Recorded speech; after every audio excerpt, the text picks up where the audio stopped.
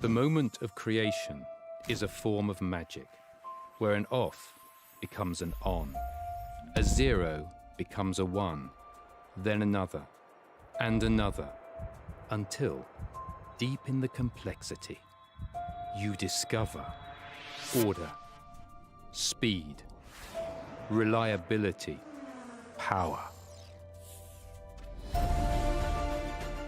Experience the WD Black NVMe SSD.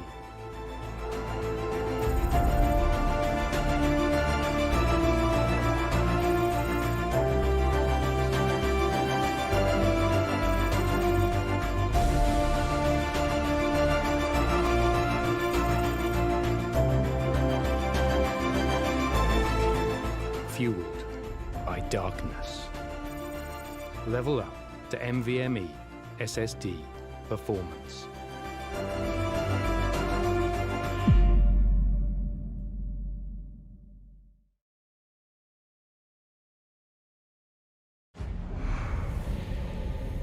Numerous forces aimed at the Earth.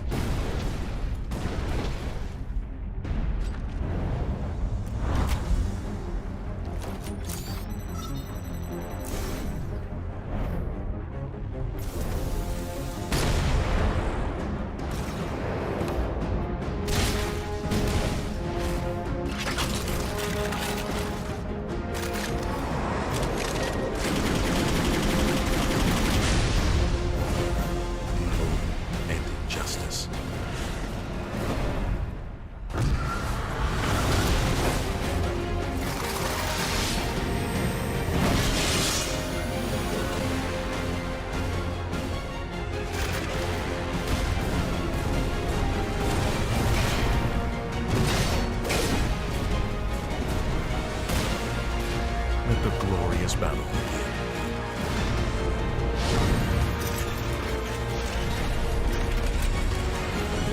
Geared up for victory. LG Ultragear Gaming Monitor.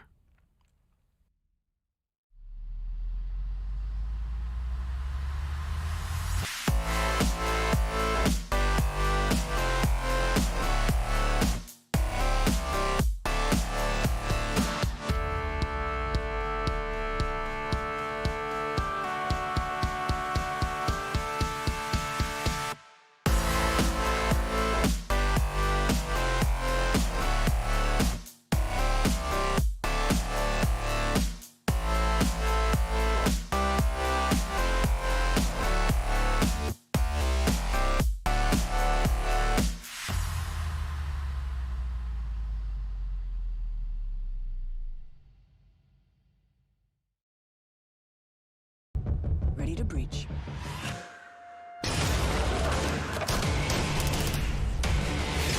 Go, go, go! Follow my lead!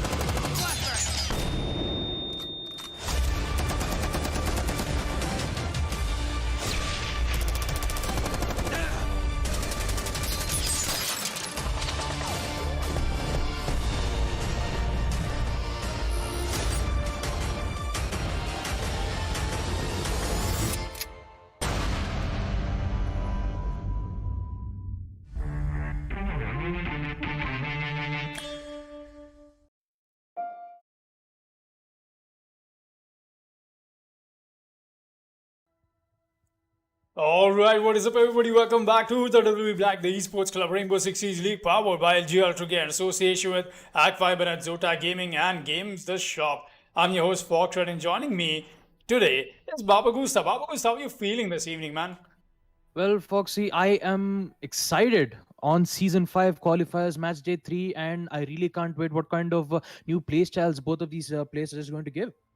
Exactly. Just like Baba said, this is indeed the day 3. That means the round 2 of the qualifiers. We have 4 rounds in totality and the phase 2 of qualifiers that we'll get into later, But for now, we got ourselves an amazing game coming up, and that is going to be Almost Walkover versus Decoy Dreams. I cannot wait to see both of these teams play on the map of Oregon, and I know neither can you guys, so let's not waste any more time and get right into this game. We'll be up and running on Oregon. That is going to be the first map for our day 3. Almost Walkover will be taking on Decoy Dreams. Almost Walkover. It happened to be the former team, in fact, in the league as well. They were on the Division 3. Just could not survive the heat. Not for longer. Oh, we've had sad disconnection. But coming back to what I was saying, we got Almost Walkover, who had gotten relegated in the last season, that is Season 4. They are back here. In fact, they want to make their way into the league once again on Season 5. Decoy Dreams, though, they've been added from Season 1. I know this team from a really long time, and everybody that is in it as well. It's taken them a little while. Oh, all right. Thermite ban comes in from Almost Walkover. A very good one indeed. That is a 200 IQ ban. With the ace not in play on competitive siege, you've got the Thermite taken off the board. That means only the Hibana, the Maverick will be left for your hard breaching stuff. And Thermite happens to be a very strong hold, in fact, in terms of how you look at exchanging stuff in terms of breaches, potential breaches, that is. But yeah, Wamai will also get banned. Coming back to what I was talking about, Decoy Dreams, is that they've been at it from Season 1. This is Season 5. Hopefully, they finally catch their break. But it's definitely going to be one hell of a match to watch because both these teams equally high stakes. Decoy Dreams has never made it to the league. We want to give it one last go on Season 5, while Almost Walkover want to reclaim their spot back in Division 3. Now, while I was getting you guys up and running with the history of these teams, the last ban that'll be from Sa.W Decoy Dreams is going to be Valkyrie. Thatcher, Thermite, Wamai, and Valkyrie will get banned. It's been a while since I've seen the dynamic duo getting banned, the Thermite and Thatcher combo. But it's good that, it's good that I'm able to see Almost Walkover come up with something like that. It's genius, honestly. Let's take a quick look at the rosters while we're at it. Spaceman, Roy, Zujin, Diablo, and Jinx on the side of Almost Walkover. We've got MacDaddy, Pozos, Focus, Jnox, and Extreme on the side of Decoy Dreams. Decoy Dreams will be starting off on defense, and that means that gives them a little bit of a advantage, the way this map is constructed. With the Thatcher and the Thermite band, they're definitely going to have a little bit of a, let's say, comfortability spot. They can actually put maximum rounds on board on defense. And their priority is going to be not allowing Almost Walkover to put those rounds on board. That being said, Baba, do you think, look at this, what is this sight we're getting to see here? Meeting and Kitchen, we haven't seen this in a long time. What do you think going ahead into this match? How is this going to fare? Well, Foxy, as I was seeing on the first round itself, taking the first floor kitchen is quite unusual because many of them would actually prefer using the kitchen as well as the front side of the kitchen, but not at the meeting hall. Exactly. With that, yeah, it's very unusual to see because most of the first round we would be able to see them depending on the second floor kids dorms or at the basement. So taking out kitchen might surprise the attackers quite a bit because according to the attackers, they would think that they would be picking out the second floor or the basement. So with the hard breaches up in play, with both Maverick and Hibana, the usage of the hard breaches is quite less, and it will be more of the utility usage on the side of attackers. So we have to see how well Almost Walkovers have to adapt on this. Definitely, Bob. I'm going to have to agree with you on that. The way this map is supposed to be played, and look at the strategy that I'm getting to see employed by them. They've gotten reinforcements done. The castle is being employed as well to block out main entryways onto site.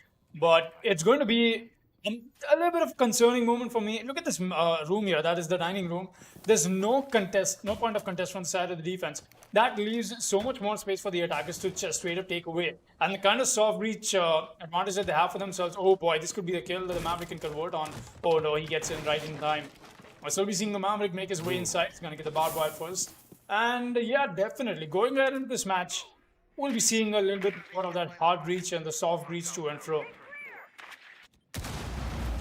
Well, one of the drones being used on the side of kitchen from the Maverick as he gets the drone gets immediately taken out with a lot of players being currently situated on the side of kitchen and meeting room, and we see a lot of the attackers on the side of Almost Walkovers, maybe around 3 or 4 players currently being situated on the side of the small tower here, trying to gain control on the side as we see Zujin trying to take care of the flanks in which Decoy Dreams have absolutely no one, as we see Hibana using her Kairos pellets to open up the walls near the side of security, and I believe With that, the attackers would be having around 2 angles in which the defenders need to be taken care of. On the side of kitchen, that would be on the side of security, and on the side of Auspice. Meanwhile, we see Ash O using the breach charge to open up a classical panel as Spaceman finding the weakness as he takes out Extreme. Oh, a little bit of almost TK coming in, but still he survived.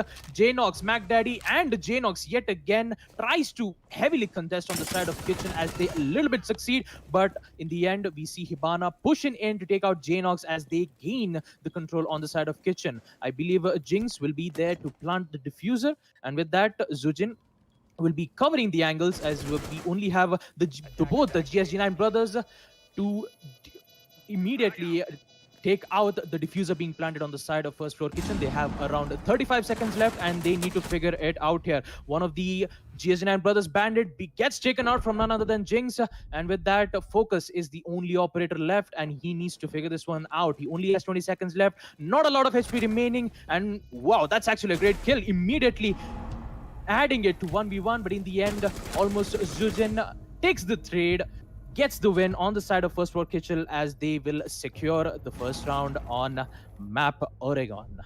Beautifully well done first round for Almost Walkover. Despite the heavy man count disadvantage that they happen to walk into, I really will appreciate that they managed to dumb down the sites where you can just happen to get a breach done with your Hibana. You didn't really need to use the Maverick, but along with the blowtorch, what the Maverick brings is an amazing gun. The M4, it's beautiful. You can hunt so many shots with it, so much damage that it happens to do. And more than that, you've got 2 grenades in your back pocket. We did see the grenades being employed as well. It was a little bit of a, I would say, not exactly the fault of the defense. They did not have enough retake potential. There's no top full hold. There's nobody playing adjacent to the sites. And so it was a little bit of a, I would say, in terms of defense, they could have invested a little more into holding down around the site, because that site is so easy to take control of. When it comes to a turtle hold, kitchen and meeting, it's not a place you want to bring out turtle holds. It's a site you play retake on. It's a site you mostly play offsite, the way it works around it. But yeah, most definitely a great attempt from the side of Decoy Dreams. Got to give them that 2 versus 2 turning into a 1 versus 1 towards the end is what we are looking for.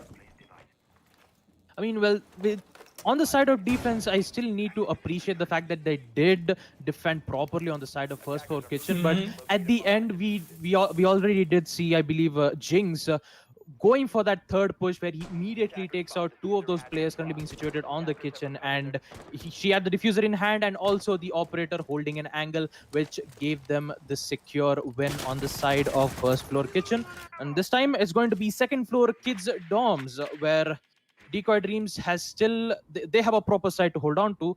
The only problem is they just need to be careful on whatever plans that Almost Walkovers have in mind. Ooh. And that plan is actually quite working well on their favor as Diablo takes out 2 while rappelling on the window. That is one of the most luckiest kills for Diablo to get those 2 kills. Don't call it luck. My man, Diablo is really added, man. He just went in for the rappel, got 2 kills off of a single barricade opening. That was too much.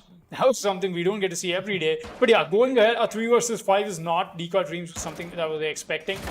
Oh, there you go. The P comes in, but the Legion does not survive that. Jnox will be taken out, but MacDaddy's here. He's here to step in for his team. He's going to get a frag. And once again, it's going to be the GSG9 brothers for the clutch in a 2 versus 4 this time around. Trying to get as practical as they can, trying to establish the pressure on site. That is Almost Walkover. Doing this very methodical. They're being very slow, getting as much intel as they can, but they've got to pick up the pace at some moment. But let's see, MacDaddy and Focus will be able to pull that off for themselves or not.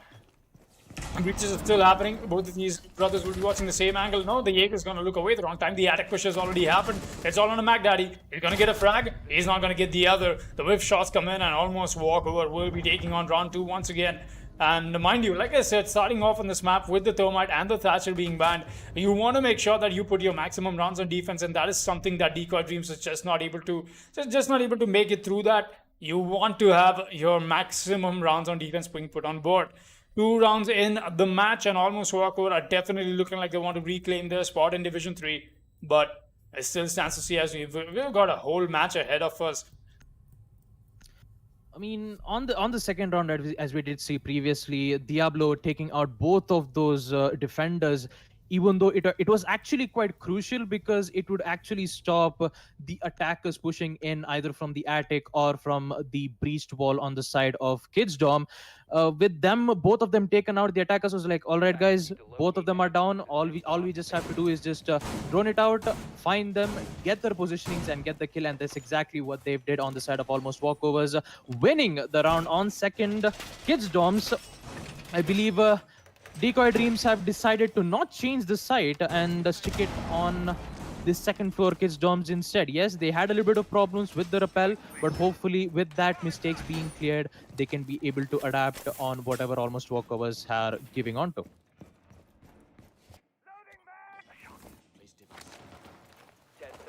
Well, McDaddy playing as the bandit. I believe he doesn't have to worry that much when it comes to placing his bandit charges, because you have a Maverick. All Maverick does is just go to the attic. I wouldn't say attic. It's the big window, a big tower in which he can be able to use his breaching torches to open up the walls on the side of attic. We see two of those players, Extreme and Posers, playing on the side of Kids Dome and attic, just to establish crossfires in between. And I believe Legion is quite great when it comes to his Legion Goomans. He can be able to, deny the push coming in on the side of attackers, as we see the Ash coming in on the side of Armory Lockers as she gains control. But the only problem is they need to figure out how to take out the bandit charge as well. They really don't have to worry about it, but they do have to worry about Extreme playing also close on the almost breachable side of the attic room. Both of those players playing in. It's just Maverick needs to be careful when he tries to open up the down portion on the side of Breaching Torch. Extreme sees it. He just have to see the right exact moment on when it comes to go for a fire. Pre-fires coming in on the side of Pozos. Won't be able to find a connection, however, but Zofia will be able to open up the walls thanks to her KSOE lifeline. ADS is still being placed on the attic, so whatever utilities being thrown off will be denied. Most probably 2 or 3 frag or any utilities thrown from the attackers will, however, be denied. Smoke cannons thrown on the side of attic, as they will, however, deny the push coming in on the side of attic, but still needs to be careful because there is Ash playing on the side of the stairs and Sledge playing on the breached wall of Kids Room. With that, one of the C4s being thrown won't be able to find a connect, as Legion actually goes for a pre-fire on the side of the white stairs, but unfortunately he won't be able to find one. The attack coming in on the side of McDaddy will, however, succeed taking out Diablo, but still the objective, yeah. But still the objective is something that they've got to be afraid of, and the smoke is actually made his way with the prone peak. Somehow he's allowed to do this. The shotgun is in hand. He's gonna get that frag. Extreme with the extreme plays, in fact. That was a very ballsy movement for him. He got almost do it, and he's gonna get the frag out of J-Nox. A 3 vs 3 has been established, but only 40 seconds left for the attack to remain. No C4s also. That means the Bignal won't be into play. They got Extreme though. He's gonna get a frag. He's just gonna have to fall back, reload the SMG-11. He's suspecting somebody coming up, and he's got to get that down. That's an amazing kill. In fact, the Zofian's gonna take the fall. The connect comes in, and McDaddy to finish this round for Decoy Dreams. And this is the Decoy Dreams I was talking about. You want to put these rounds on board when you happen to be on defense. And finally, we're able to see that Almost Walkover not able to continue their win streak here. Amazingly well done, going ahead into this round. Well, round 4, and with that, Almost Walkover is still on the lead. They just have to worry about how to defend on a particular side. It's quite, it's quite weird to see Decoy Dreams taking an unorthodox side such as the Meeting Hall Kitchen, even though the win rate, as just like you said on the previous round, Foxy, if you want to play on that specific site, you have to play it according to the retakes, where attackers have to immediately push in, plant the diffuser, and then the defenders have to push in, get the diffuser down just in right of time. But let's see how well that they're going to adapt to it on round 4. I mean, just to make clear, basement is still open for Decoy Dreams. They can be able to use their specific site to get a hold of that site as best as they can. But since Decoy Dreams has decided to take this site yet again, we'll be seeing a little bit of change of operators instead. We are seeing Pozos and Extreme playing as the SAS brothers, Smoke and Mute. They're quite good when it comes to not only denying the utilities but also push off the attackers and denying their intels. A lot of utilities being placed on the side of kitchen, so for the defenders it should be a safe haven for them, but it won't be as long when action phase will come into play, as the attackers, I believe all of the 5 attackers has spawned on the side of construction side, thinking that the site is currently being situated on basement. But sad to say, Decoy Dreams have something else in mind on the side of almost walkovers. The Jaeger just pinged to the defender saying that the reinforcement has not been used on the site of meeting hall, in which Ash can be able to easily open up those walls thanks to her breaching charge. Not only Ash, but also Zujin with the hammer to open up those walls here. A lot of fires being going on the side of meeting hall, as Jnox is a little bit tagged from around 30 HP. Most definitely, we've got ourselves a nice position here that they can fight against Mac Daddy already with the kills. Look at that. The Bandit comes alive. The MP7 though is working on Mac Daddy perfectly. He's doing this to perfection as well. I hear a previous C4 somewhere close to the Bandit. He did blow that just a moment ago as I was switching to him, but that is still a kill that they can happen to convert on. Once again, this time almost walkover, not doing the same thing they did last time, but here's a frag from them to equalize the man count, at least for now. They've got themselves an opening, not sure from where. Oh, that's the attic, in fact. A nice angle being employed from the Zofia, almost spaceman that is.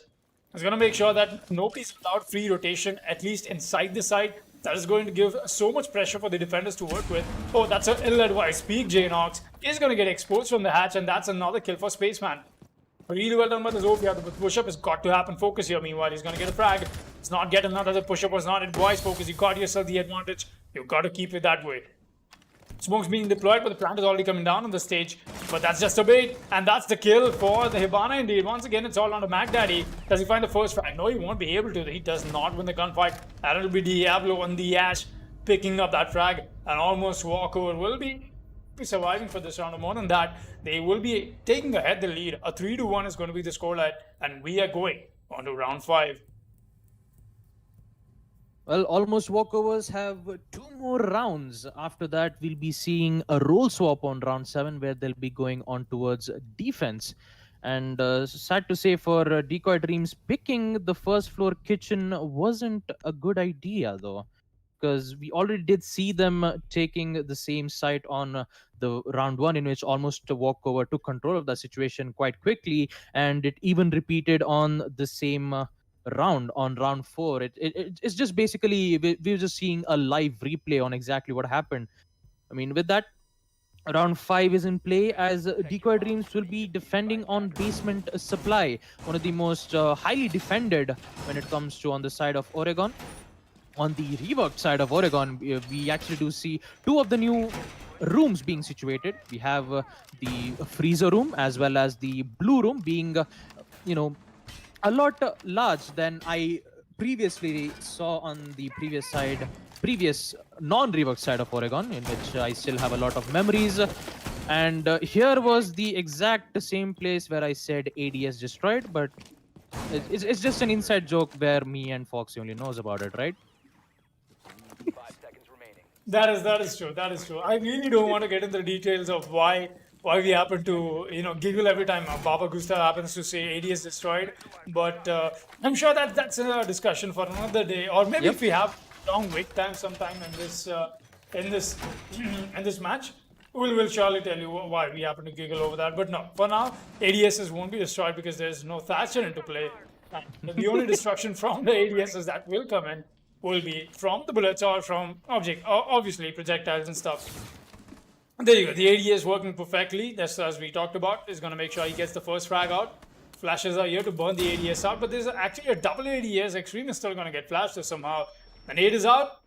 It's not going to convert because there's the other ADS I just talked about right behind the shade. That's also going to safeguard the smoke from the flashes as well as the nades.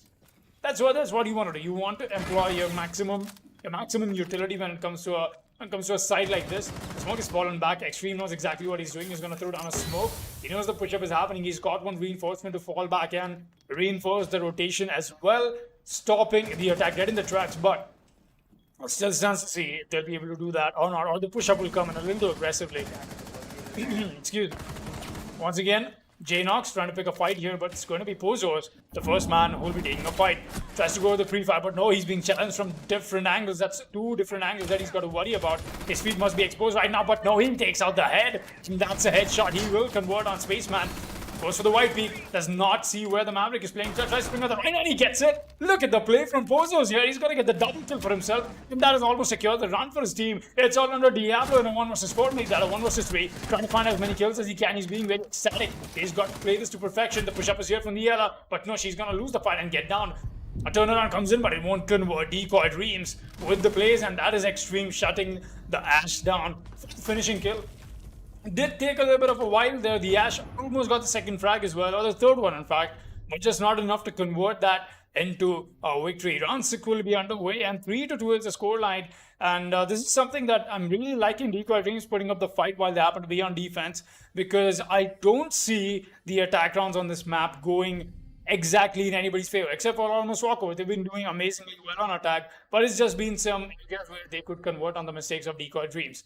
Let's see going ahead what they have to offer. Round 6 is indeed the round before the world swap. That means this round will be very crucial for Decoy Dreams to put the scoreline on an equalizer. It's going to be a 3-3 walking into halftime.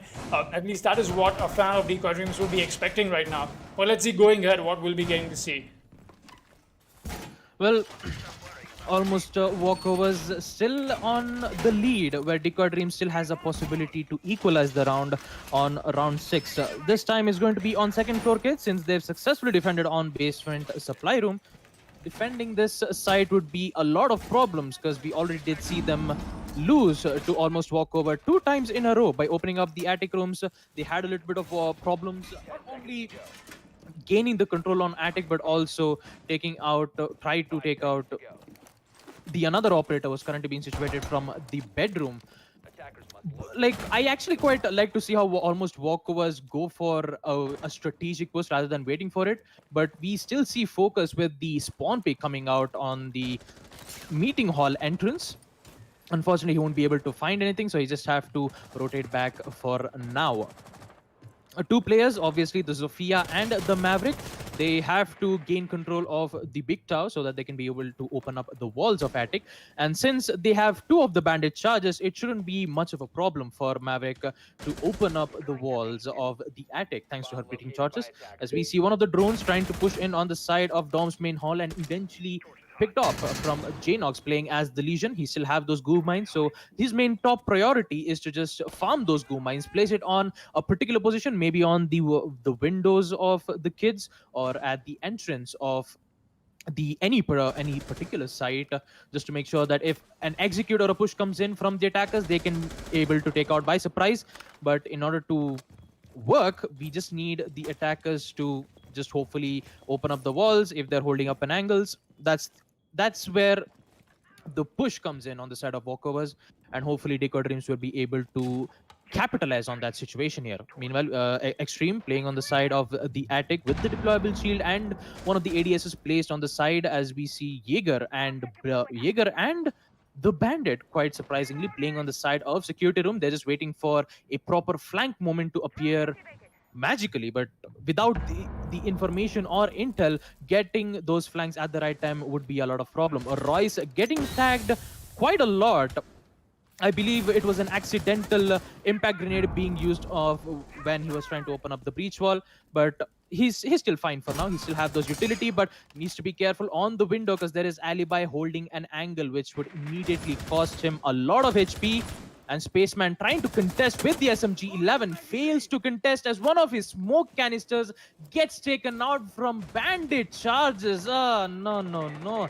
That is so sad to see that. It would have worked out, but with that, I believe three of those smoke canisters are denied. One of those canisters are being used, but Pozos on the other hand with the peak on the window taking out Royce. An important, but you just hate to see that. Spaceman finding that pixel angle to take out Pozos, but still their job is not done yet. They need to get into the site, plant the diffuser, but they don't know Magdad is playing on the classroom, and he takes out Jinx with the diffuser. C4 being used, won't be able to connect as he has to rotate back from the stairs.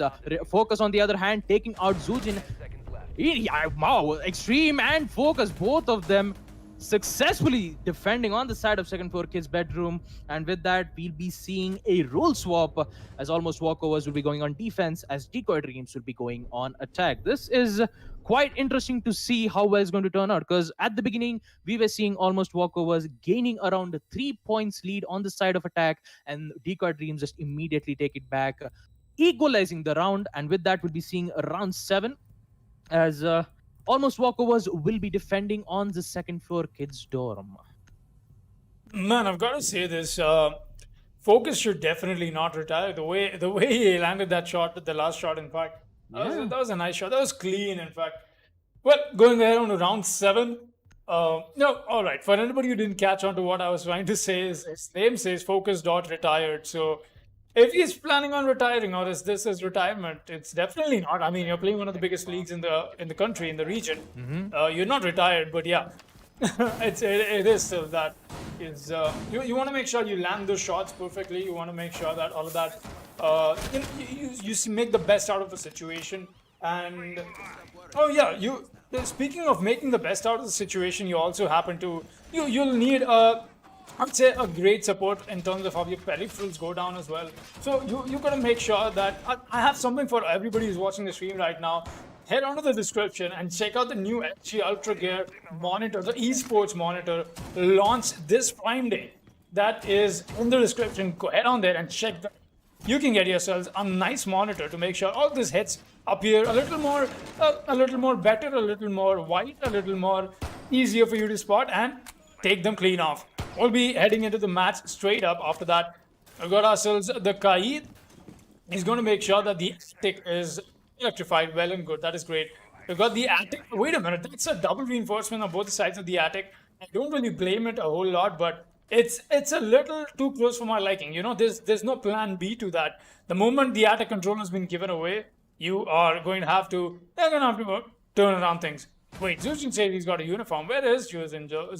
Excuse me. Zujin is. Oh yeah, he currently on has a the kids uniform dorm. indeed. Yep. We're gonna have to go for a rehearsed. That is it. We're gonna have to go in for a rehearsed. Almost walkovers rehearsed. That'll be it. Yep.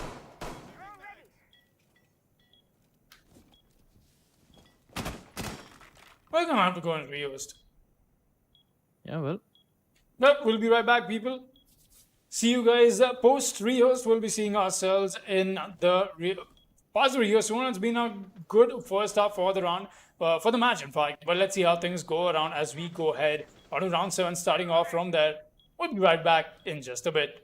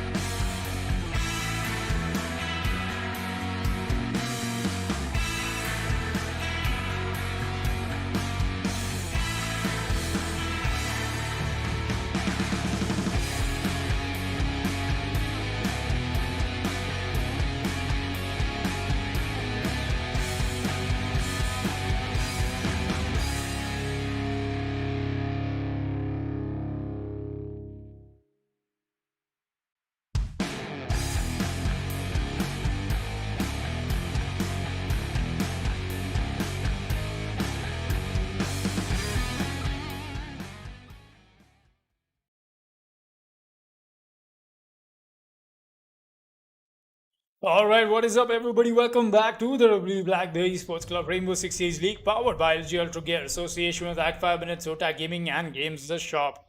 I'm your host Foxtrot, and joining me is Baba Gusta, and we are back on round 7 here. Had a little bit of an issue with the violation of the cosmetic rule, the new cosmetic rule. Not so new anymore, honestly. It's been a while since that rule is here, but I think the community is going to take some time to adjust to it. But then again, with the violation of rules comes the penalty, and the penalty right now for almost walkover is going to be a warning, as it's the first time they've not done this. Next time you happen to do that, the opponents get a victory onto the round. So, but yeah, for now it's just going to be the warning. Just quickly conferring with the admins about this, going by the rule book. That's what we do here. But coming on to round 7, we're going to have a shift in the tides very, very seriously, in fact, as well. We've got almost walkover playing on the side of the defense. That's going to give them so much more space to work with. But Decoy Dreams has done an amazing job making that comeback happen for themselves on the first half. While they started off a little weak, but towards the end of the first half, it was them being on top. The equalizer did come on board, and now it stands to see if almost Walkover are able to beat them while they happen to be on the defensive side of this map. Well, Royce playing as the Kaid with the Electroclaw, and also quite importantly the TCSG and the Revolver using as the secondary, as I did recall from the previous patch coming in with the patch updates. We do know for the fact that Nomad and Kaid gets a buff with the secondary pistol of saying that Kaid will be having the Revolver, and I believe Nomad will be having the Capitao as a secondary weapon, which is quite interesting because for the attackers as well as the defenders, switching out with the secondary, even though the primary weapons are out of ammo, it would be very difficult for the attackers to contest with the defenders, eventually leading a loss, knowing for a fact that the .44 mag has an ACOG sight. Well, with that, keep Ozos remembering. is so awfully close to the Legion, and the Legion barely making it back. They were almost face man. But wait a minute, where that shot's coming from? Diablo is gonna get the frag onto Magdaddy, and that's the first kill of the board. Ozos trying to pick a fight here. He wants to win this, but no, he's gonna lose it. That's another frag, in fact, for Diablo. The double kill comes in. There's another one challenging him. He's gonna tag him up just a bit. Well, that's not enough focus. He's got to be very careful in what he's trying to do. He's being pushed up by the Legion. He's got to get that frag. Look at this, almost walkover, cleaning up on the side of Decoy. Dreams are getting baited by the roam clear. In fact, you don't want to roam clear like this, especially not on a side that you have to, more essentially. Oh, there's the frag from Jnox. Tries to bring in the equalizer, or making it at least a little bit closer to that. Still, a push is bound to happen from the side of Extreme. He's prepping himself up, taking the bar wires out and whatnot. The drones will come out, but they've got to worry about somebody else who's roaming. Was that Spaceman? No, Spaceman made his way back. That means everybody who is alive will be alive on site. Let's see if that is for long or not. No, that will be for long. Hibana is going to take the fall as well. It's all down to Jnox. Was pushing up White's test. He's got the barbed wire taken away, nothing to worry about, at least not in terms of sound cues, but there's already information being traded out. Goes for the white peak. There's the prone peak coming in, and that's a double for him. That's a double down. He does not know this. Jnox, he might as well be able to do this. Almost Jix is the only one with full HP, while Almost Zojin is going to get revived. Royce will be the one who will be reviving him, in fact. Jnox is totally winnable for the man. All he has to do is make sure he lands his shots, or at least for the other two defenders, he's got to land a single bullet onto them. Does not know there's somebody playing awfully close. That's a shotgun on his face as well. He's going to whiff his shots, and that's going to be the victory for almost walkover. Jinx will be the one to make sure he gets that kill with a shotgun to the face. There's no way you can really mess that up, or more than that, there's no way you can escape that little area that the shotgun shells happen to dissipate. That being said, round 8 will be underway, and like I said, dude, almost walkover have played this very well, getting 3 rounds on attack, and now all they have to do is just wait it out, play on defense, play to their strengths, in fact. Let's see what Decoy Dreams has for us in store as we go ahead onto round 8. Well, almost walkover successfully defending on the side of second floor kids dom, and as I would love to predict in basement laundry room, this has a higher possibility for almost walkovers to win on that specific site. But still, after round 9, with the second floor kids dorm and the basement laundry will be locked, then that means they have to be defend, at least they have to try to defend on the kitchen meeting hall or the kitchen on the office side. That's the only two sides which is available for almost walkers to defend on round 9. But I'm not going to get ahead of myself that quickly, because we do see Decoy Dreams making great amount of comeback on the side of defense, but they're having a little bit of hiccups on the side of attack, just like we did saw on the side where they saw a roamer presence being currently situated on the side of meeting. They did not, however, get the control, giving Diablo those two important kills, not only on the side of meeting but also on the kitchen, leading almost walkovers, winning that specific round. Action phase will come into play as I believe we have the denial breach, Jinx playing as the bandit with his bandit charges. I believe no, he won't be going for a bandit trick, because according to the defender's side, they don't have any info on the attacker's operators, because on the action phase it's quite confusing.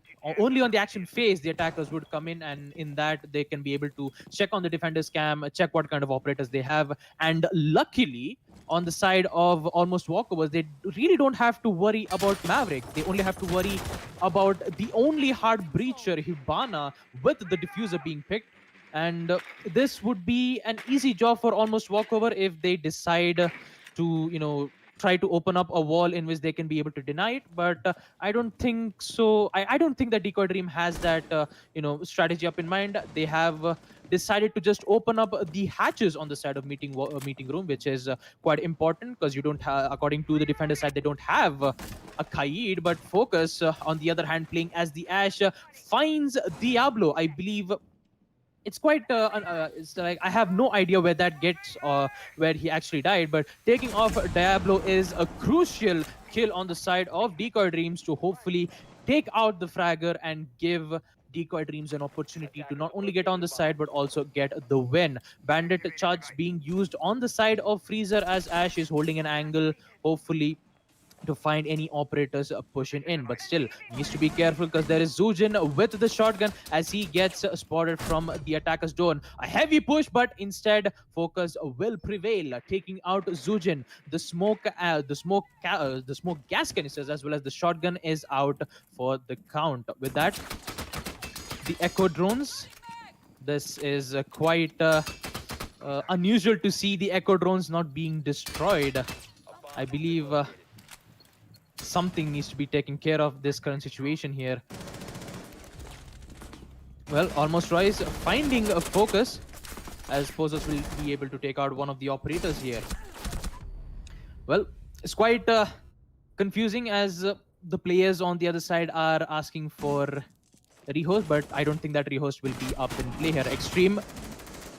Well, looks like we are going for a rehost, as no, my apologies here, guys. We are not actually going for a rehost, but instead we're going to be continuing the match instead. Magdaddy finding up Jinx as the defenders. There's only the one operator remaining, and there you have it. Decoy Dreams winning their first attack on round 8 as they successfully gain the side on basement laundry as we proceed to round 9.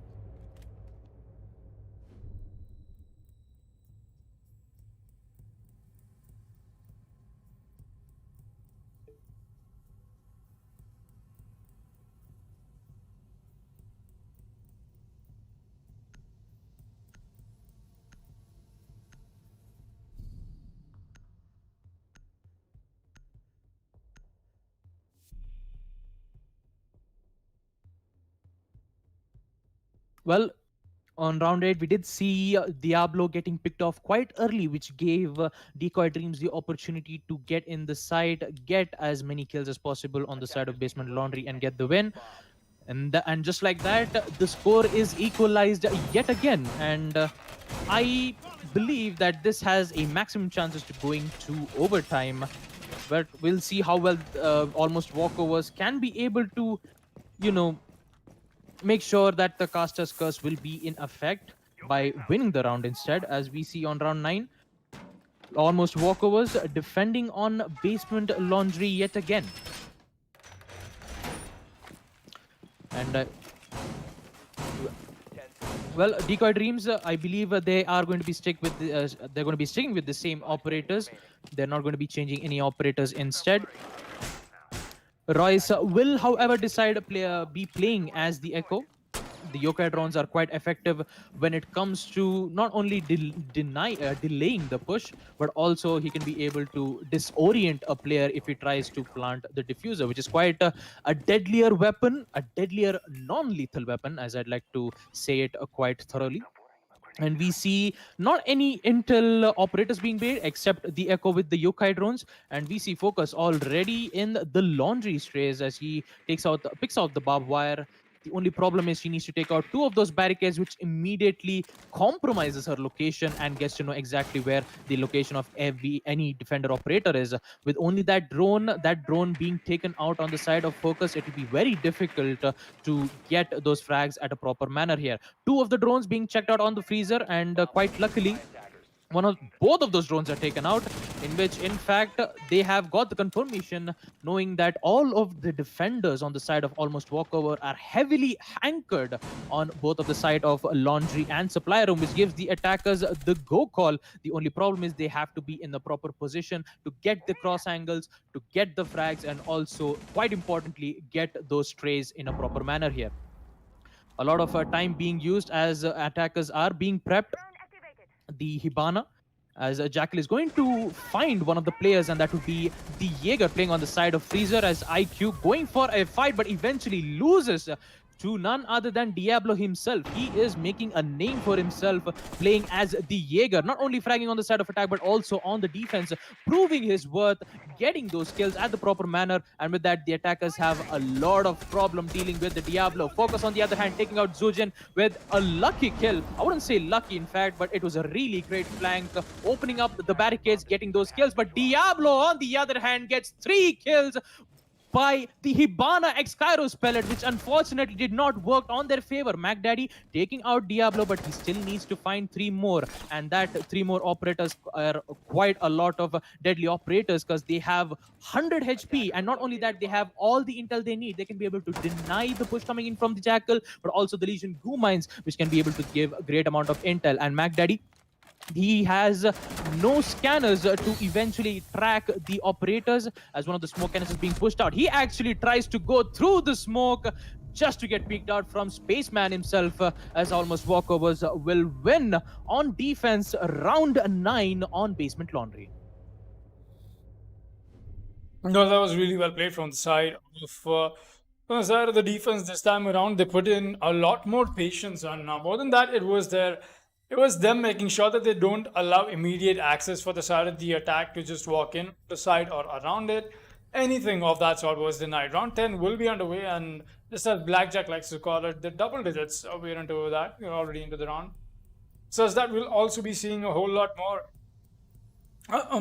more dynamic coming in from the side of Almost Walkover. They'll be going to the kids and dorms room once again, and they've got to make sure that whatever they do works out in perfection. You don't want to give away a whole lot more room for your opponents, just to walk away with it, as they happen to be on the attack. So yeah, it just comes down to all of that.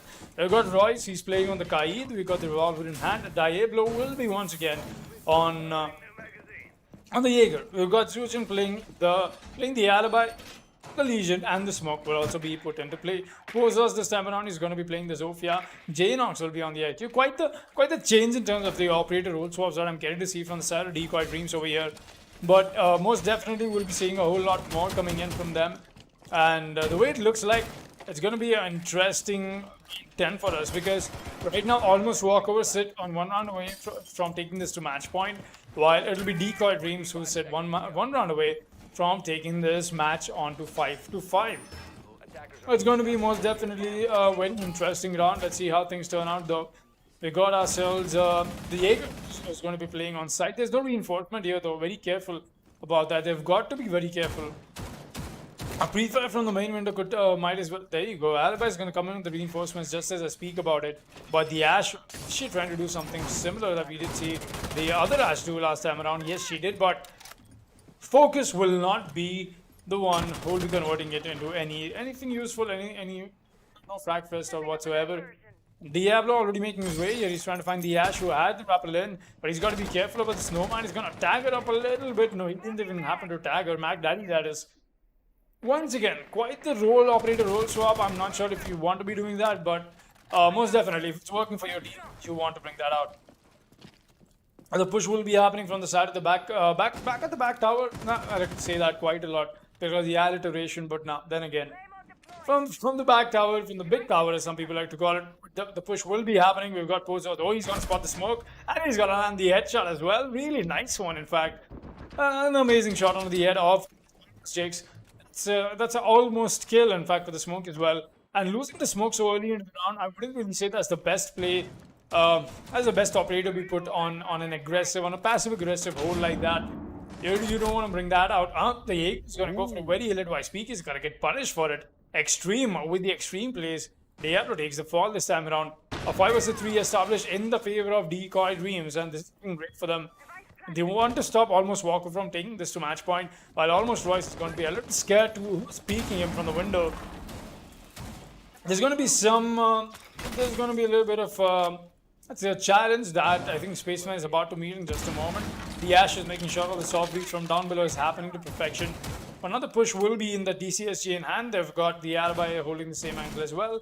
And both of these SW is definitely something that you want to look forward to. The Legion goes for the drop, but that's not being expected. That Extreme will be here to pick up that frag. He does not notice the Kai though, and that's a TCSG frag indeed. That's also the diffuser drop, mind you. Go for the retrieval of the diffuser, but no, the prone peek comes in. That's not exactly how you want to fight the TCSG with that kind of aggression. 1 vs 4 now for Royce. He's got to ace this if he wants to win this. No, he's just going to drop down the hatch. He's not got the C4. Yes, he is. He's got to go for the C4 plays, or he's got to make his way all the way back. Now, the Nova charge is what is going to catch him off, and now his position's been given away. Plant will be going down any moment now. Where is my man? Oh, there is Royce. Still trying to find anybody who was late to the attic party. There'll be nobody there. He's got the C4 in hand, tries to go for a little bit of a default C4. Not claim anything. He's gonna spot one of them on the white stairs push up, but he's scared about this push. Oh, what shot! Ooh. What? Royce just deleted a J-Nox out of this map. That was one hell of a shot. That was a little too much. In fact, that's a double for the man, a triple. In fact, he's still got to find 2 more, but he won't be able to. But that shot, though, it's definitely going up in the highlights. Really well done from the side of my man Royce. That was a delete, man. That was an oof moment. What a shot. That was delicious and crispy. I mean, it's crispy as in the shot was crispy and delicious. I just don't want to say anything more about that. Well, 5-5, equalizing the round on both the teams. And this match is getting quite interesting here. Almost Walkover not successfully defending on the side of second floor kids, with Diablo getting that early pick yet again. Just by taking off Diablo, Decoy Dreams has finally had the opportunity to take out the operators at a proper pace. That will be seeing a 6 pick as Almost is actually going for a 6 pick from the Kaid to the Bandit.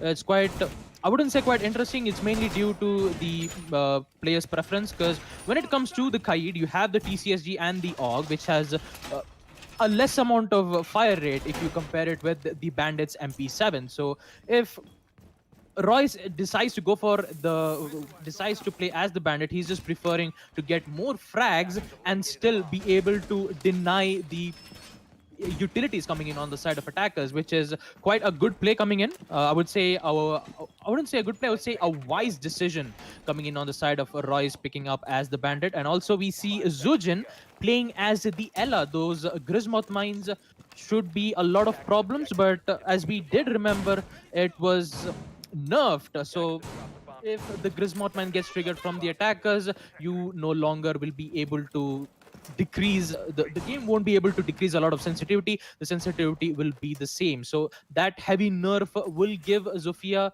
a lot of problems, but still the blinding effect is still in the Grismoth mines. Well, the action phase will come into play as we see J-Nox rappelling in from the master bedroom, hopefully to open up the walls of the kids. And we see Extreme and Zofia doing the same thing yet again of opening the attic walls of the reinforcements, in which bandit charges are being kept up here. And he's going to be a little bit of careful here because there is Zofia pushing in on the window, goes to get attacked, but unfortunately none of them were hurt in this current situation here. Maverick using the breaching touch to open up the one side of the wall. It's going to be a moment of time when he opens up the down portion here. Bandit using the walls as to get control of the high ground as best as he can, but he still needs to be careful on both the angles here. A lot of push coming in, and I believe there's another operator that is Matchday playing as the Nomad, who's providing enough great coverage just to make sure the flank won't be able to arrive on the side of the attic. But Jinx and Diablo taking out both of the players of Decoy Dreams gives almost walkovers an opportunity to successfully defend on the side. And Royce, unaware of that situation, he's going to take out Matchday, and Spaceman also does the same. Extreme will, however, get that nice nade taking out Royce, but sad to say that he's the only operator remaining, and he needs to find the other 4 operators here. Well,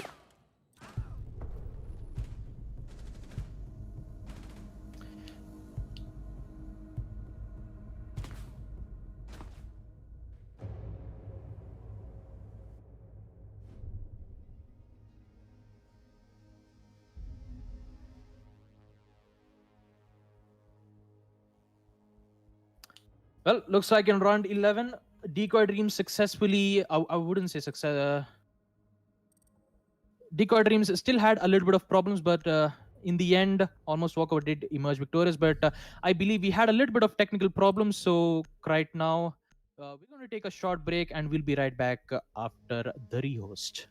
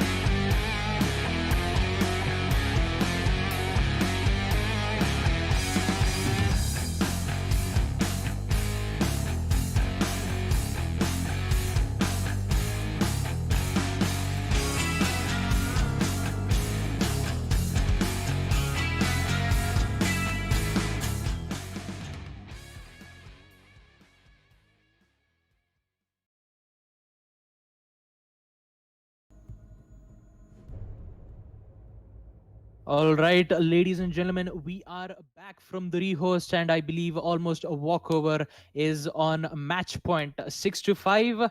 And it's quite interesting to see that almost walkover on the side of defense. They did have a little bit of problems dealing with Decoy Dreams on attack side, but eventually on the side of match point is on the way. Almost walkover on match point, and Decoy Dreams have one last chance for them to put this match to overtime. If not, almost walkover will take over the win on map Oregon. Basement Laundry is going to be the site, and with that is going to be just a ticking clock, just to wait for the prep phase to come to an end. Similar operators being seen on the side of both the teams, but instead we'll be seeing Jnox and Extreme playing as the double breachers, Maverick and Hibana. I mean, it is quite necessary to have those important operators, because Maverick as an op, he has those frag grenades.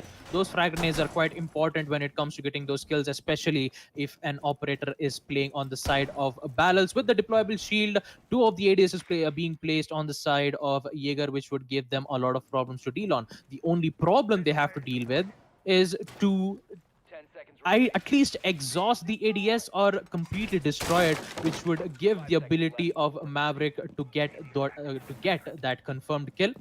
And just like that, the locate a bomb and defuse it. prep phase will eventually come to an end, and it is a match point on the side of Team Walkovers here. Rotation holes being made from the smoke, and a melee, sorry, not a melee hole, I would say a bullet holes being used.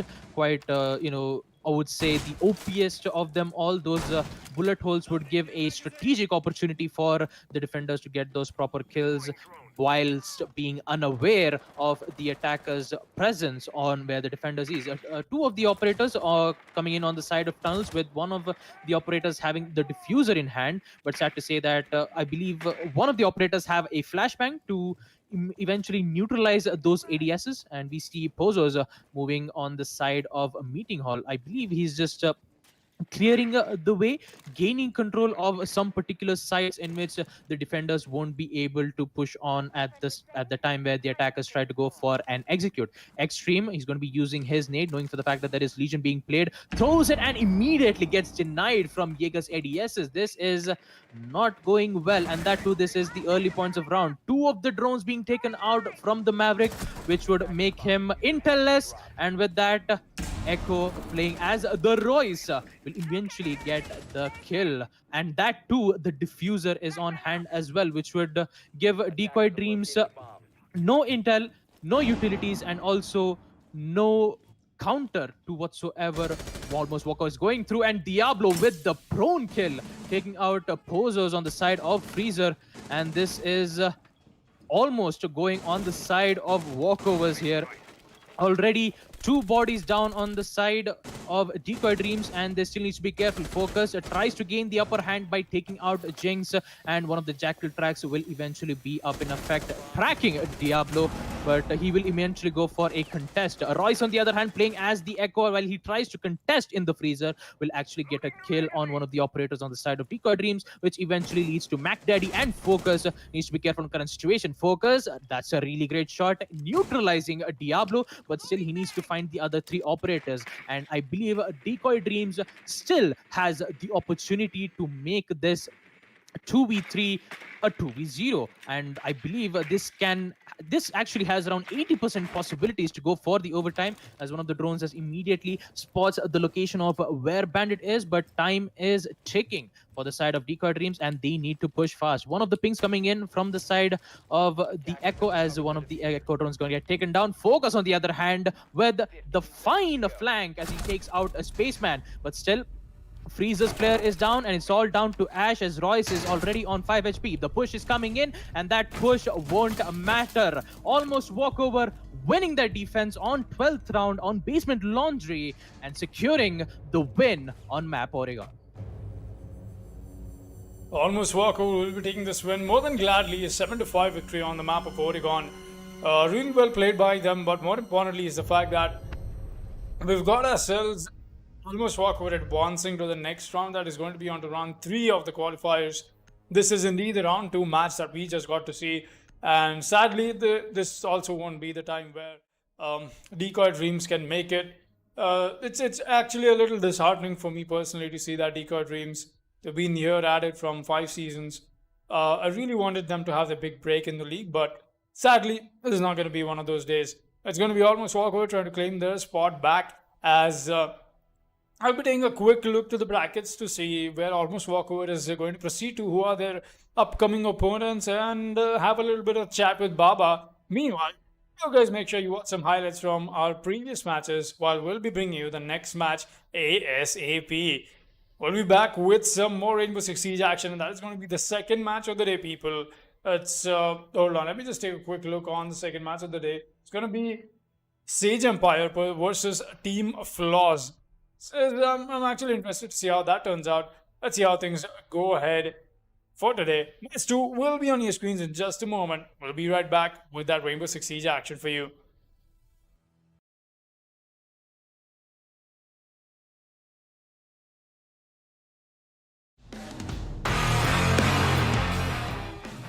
Very ballsy revive, but Rovnex is here with cover for King Arthur. But there's a bandage trying to pull onto the IQ, and he's gonna find another one. Will he find the third? Sophia's inside of logistics right now, and yes, the kill is confirmed. A triple kill for Fibernet, as Marksman is gonna find fun in the meanwhile. But I believe that was the fusion drop inside of construction, and Fibernet is just gonna be holding down for the meanwhile. It's a 3v2, all done to Marksman and play against Leo Tazu and Fibernet. Oh, the shots are fired, and the Nomad will go down to a quad kill by Venetaus, and more shots are being fired. I believe that's Umai fighting the Hibana, so I have an idea at least. And the Bandit should go for the speak any second. Oh, yes, he will, and the kill is confirmed! Venetaus with the ace for Sage Elite. The man really came alive in this round. And Yes, because he's exposed on one angle, which is quite surprising. It's quite impressive to see, and whoa, well, that's a really great shot there from Extend taking out Hussein. The pings are being spot on, and the push is coming in from the Nomad, and he'll eventually get the head of Wamai, and he will eventually get a double kill. Goya with Nitro C4, he can be able to use it once from surprise, but it doesn't work out. Abid, triple kill. He is on a roll here, but he won't be that much because he is the only operator remaining currently, and he needs to clutch this one on a vulnerable situation. He still needs to know that there are two players who's currently situated from the bakery. Sees the head, and he'll eventually take a vid and gets a quad kill. Just Noctis remaining here. Angles being opened up. He doesn't know exactly where the location is. Pins being found out from Nomad. He still has to be careful. He has to go for the frag. Goes to the vault in. Sees the head of Echo, and he will get it. Action with the ace, and they will win round 6 as Almost Walkover. Will be more than happy to take that kill. Ball still scanning away more than enough himself for his teammates. Gonna fire from below. Tiki Donut, so much damage is down. And will the kill be confirmed any second? Now the heartbeat scanner comes out. He's gonna see the slow movement, and the kill should be confirmed. Not quite. Spaceman, you're very close to taking the ash out, and if Seeking Donut goes down now, then Darkness Esports will be in a back position. But shots are fired from Jacob. What a headshot from Spaceman! He's gonna confirm while the revive is coming off. 3 will it be spotted on the dash up, shots are fired, but no, the UMP will win. That is his position, and the Thermite seems to peak. There we go. The kill is confirmed. It's all down to Kaid. Mischief in less than 50 seconds remaining. He fires off, and Mischief is here on the second floor. The third floor, that is. He doesn't even have a C4. He has to go for the gunfights, and the AOG probably isn't going to win in this situation. He's going to go for the peak. He finds one. Almost gets collateral, but he won't be getting that just yet. Both attackers are pulled back towards the painting set, and oh, what a connect! Onto the head of Lawrence from Mischief. It's all down to Prakul. Mischief himself is very low on HP. The Kaid could be taken out by just sneezing on him. Noise right here as the bot. He knows where this guy is playing. The running from the Kaid is given his position, but no! A clutch is confirmed by Mischief. The play is in, and the Kaid lumbering around on top floor will get the counter defuse in. He misses him, and the plant is coming off. I think he will find the kill onto one. It's all down to the smoke, and Zujin will get the plant off. There is the kill from Ovitri onto Gypsy, as it's now 1v2. Make that 1v1. The smoke is here for the clutch. He might just be able to find it. The last attacker towards the side of Red Stairs. That is Jinx. It's between Jinx and Ovitri. The SMG-11 versus the Type 89. Will the shotgun come up from the smoke? He's going for the angle from the Heaven Hash Drop. Will he see the Hibana? Will the Hibana see him? He's going to go back towards the defuse to try and bait it out with a counter defuse. Or will he stick it? No, he's baiting it. The Hibana doesn't push, but he's going to be seen! And Ovitri with the triple kill clutch is gonna get the round for the side of Dauntless Esports. That is not a play you want to be making. I'm not sure if that's the right thought process, but no, there he goes. People are going to find Zofia. I'm going to find the frag and Sonic exchanging some shots here. I think he's trying to go for the balance tricks that are stopping him, but there you go. The quick peek comes in once again from Spaceman. That is the frag and the one we needed. So the drop down comes in from, well, like I said, it's essentially 2 versus 1, and now Spaceman comes in with the C4 next. Well done, Doctor goes down. He's taking the plant, he's not getting off of it by you. That means a post-match situation, but no, Spaceman's going to back you off quite a bit. He's not going to find the frag. He will indeed. That's again the wild doing with the plays. Once again from the side of Spaceman, that is what is going to secure almost Walkover. Another round on board. Has not made a rotate that they needed to. Smokes are going to come out from the gridlock as the push is going to happen towards the VZ over. Will they be able to find him? The Maestro's here. Will he find one? No, he gets taken out. Instead, the Thatcher was at a gunfight. Meanwhile, Kingsler got Keo. That is the diffuser's drop, but the plant is still happening. Will he find him? Yes, he will! The denial is in. The Jaeger shooting through the smoke is going to connect onto the planter. And as the gridlock goes down for Rios, but that is, of course, at the end of the round, as CSK is going to be taken down. He was trying to come in, but there was a peek from Yellow Stairs. Meanwhile, there is a Sonic. That is the man on Yellow Stairs with the diffuser. The Pulse is very close to him, but so is the Thermite, of course. Will they find the Pulse? I don't think they have. Kyo's going to find Kingslayer. Meanwhile, that is the Pulse down. It's all down to Lynch once again. Can he see the plant? He sees the hands, and he gets the down just in time! The Maestro with the evil eye doing it again! And oh dear me, veterans on the attack will be kicking themselves this time.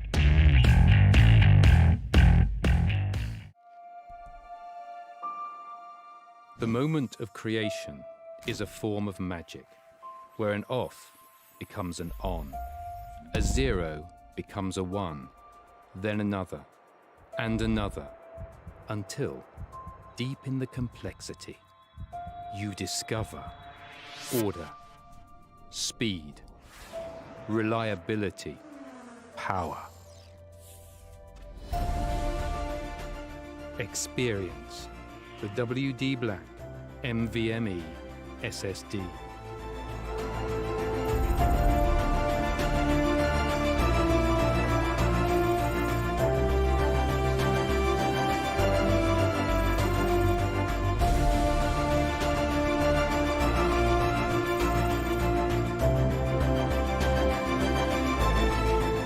Fueled by darkness. Level up to NVMe SSD performance.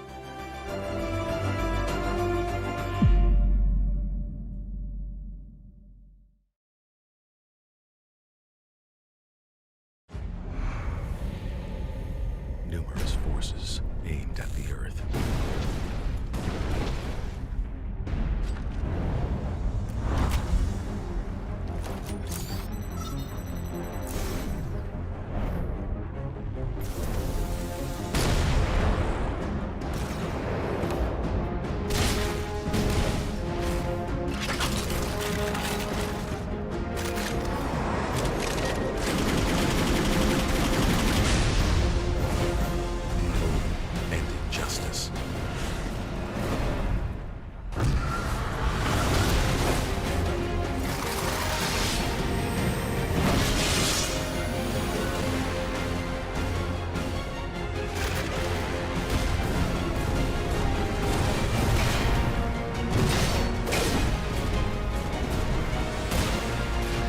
The glorious battle begin.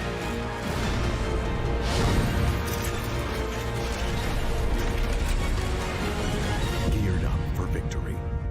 LG Ultragear Gaming Monitor.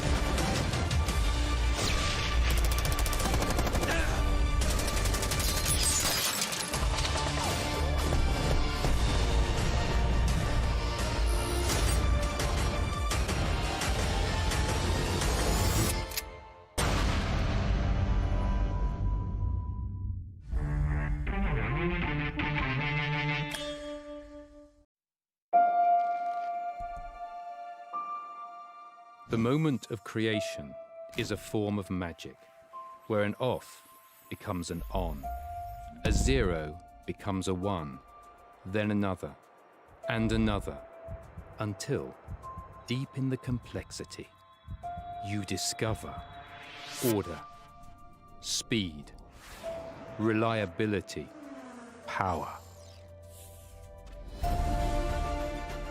Experience the WD Black NVMe SSD.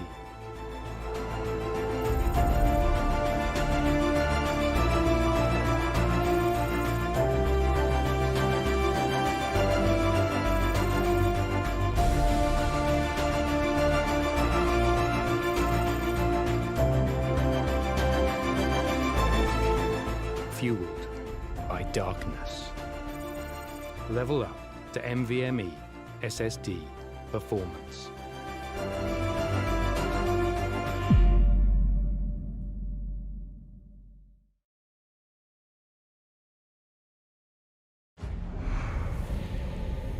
Numerous forces aimed at the Earth.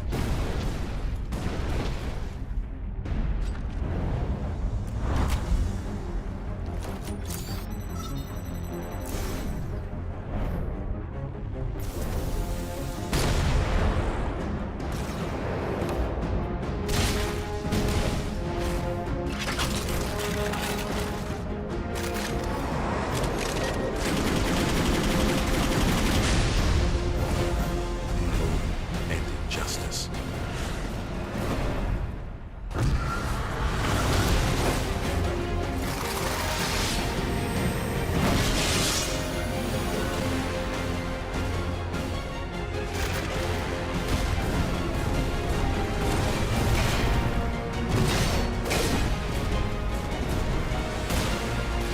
Let the glorious battle begin.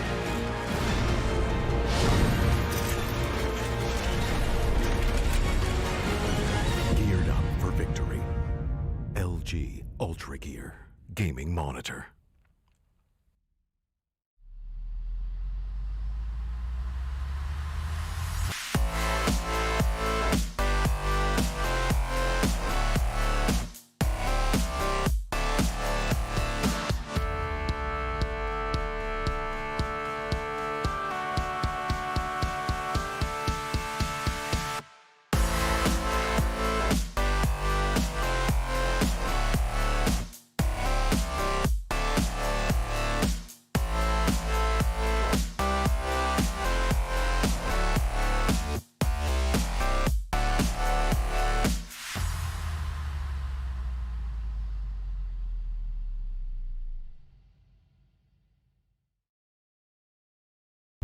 Ready to breach.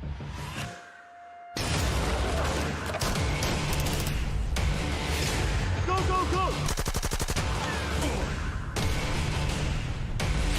Follow my lead!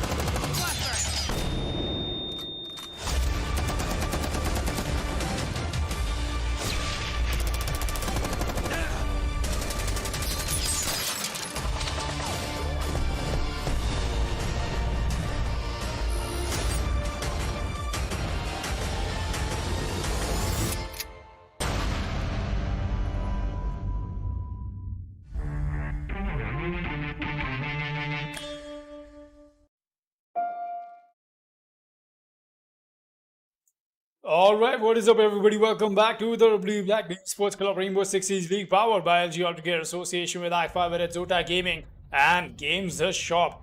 I'm your host, Foxshot, and joining me is Baba Gusta. We are witnessing the second match of the day 3 of the qualifiers. That is going to be Sage Empire facing off Flaws on the beautiful map, or a bit of a overdone map, I would say, of Clubhouse. Baba, how do you feel going into this match here?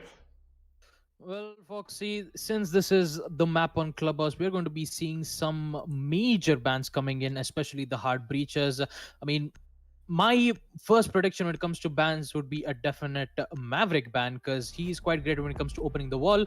But since, according to this meta, it is heavily utility favored, taking out Thatcher would be the best bet here.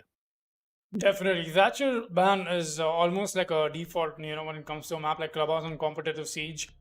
But I'm interested to see what more bans we'll be seeing. I think a Maverick banned as well. This is going to be very interesting because now with the Thatcher and the Maverick being banned, the attackers will be pushed to a little more of a frag heavy potential, trying to challenge side through normal doorways, not much.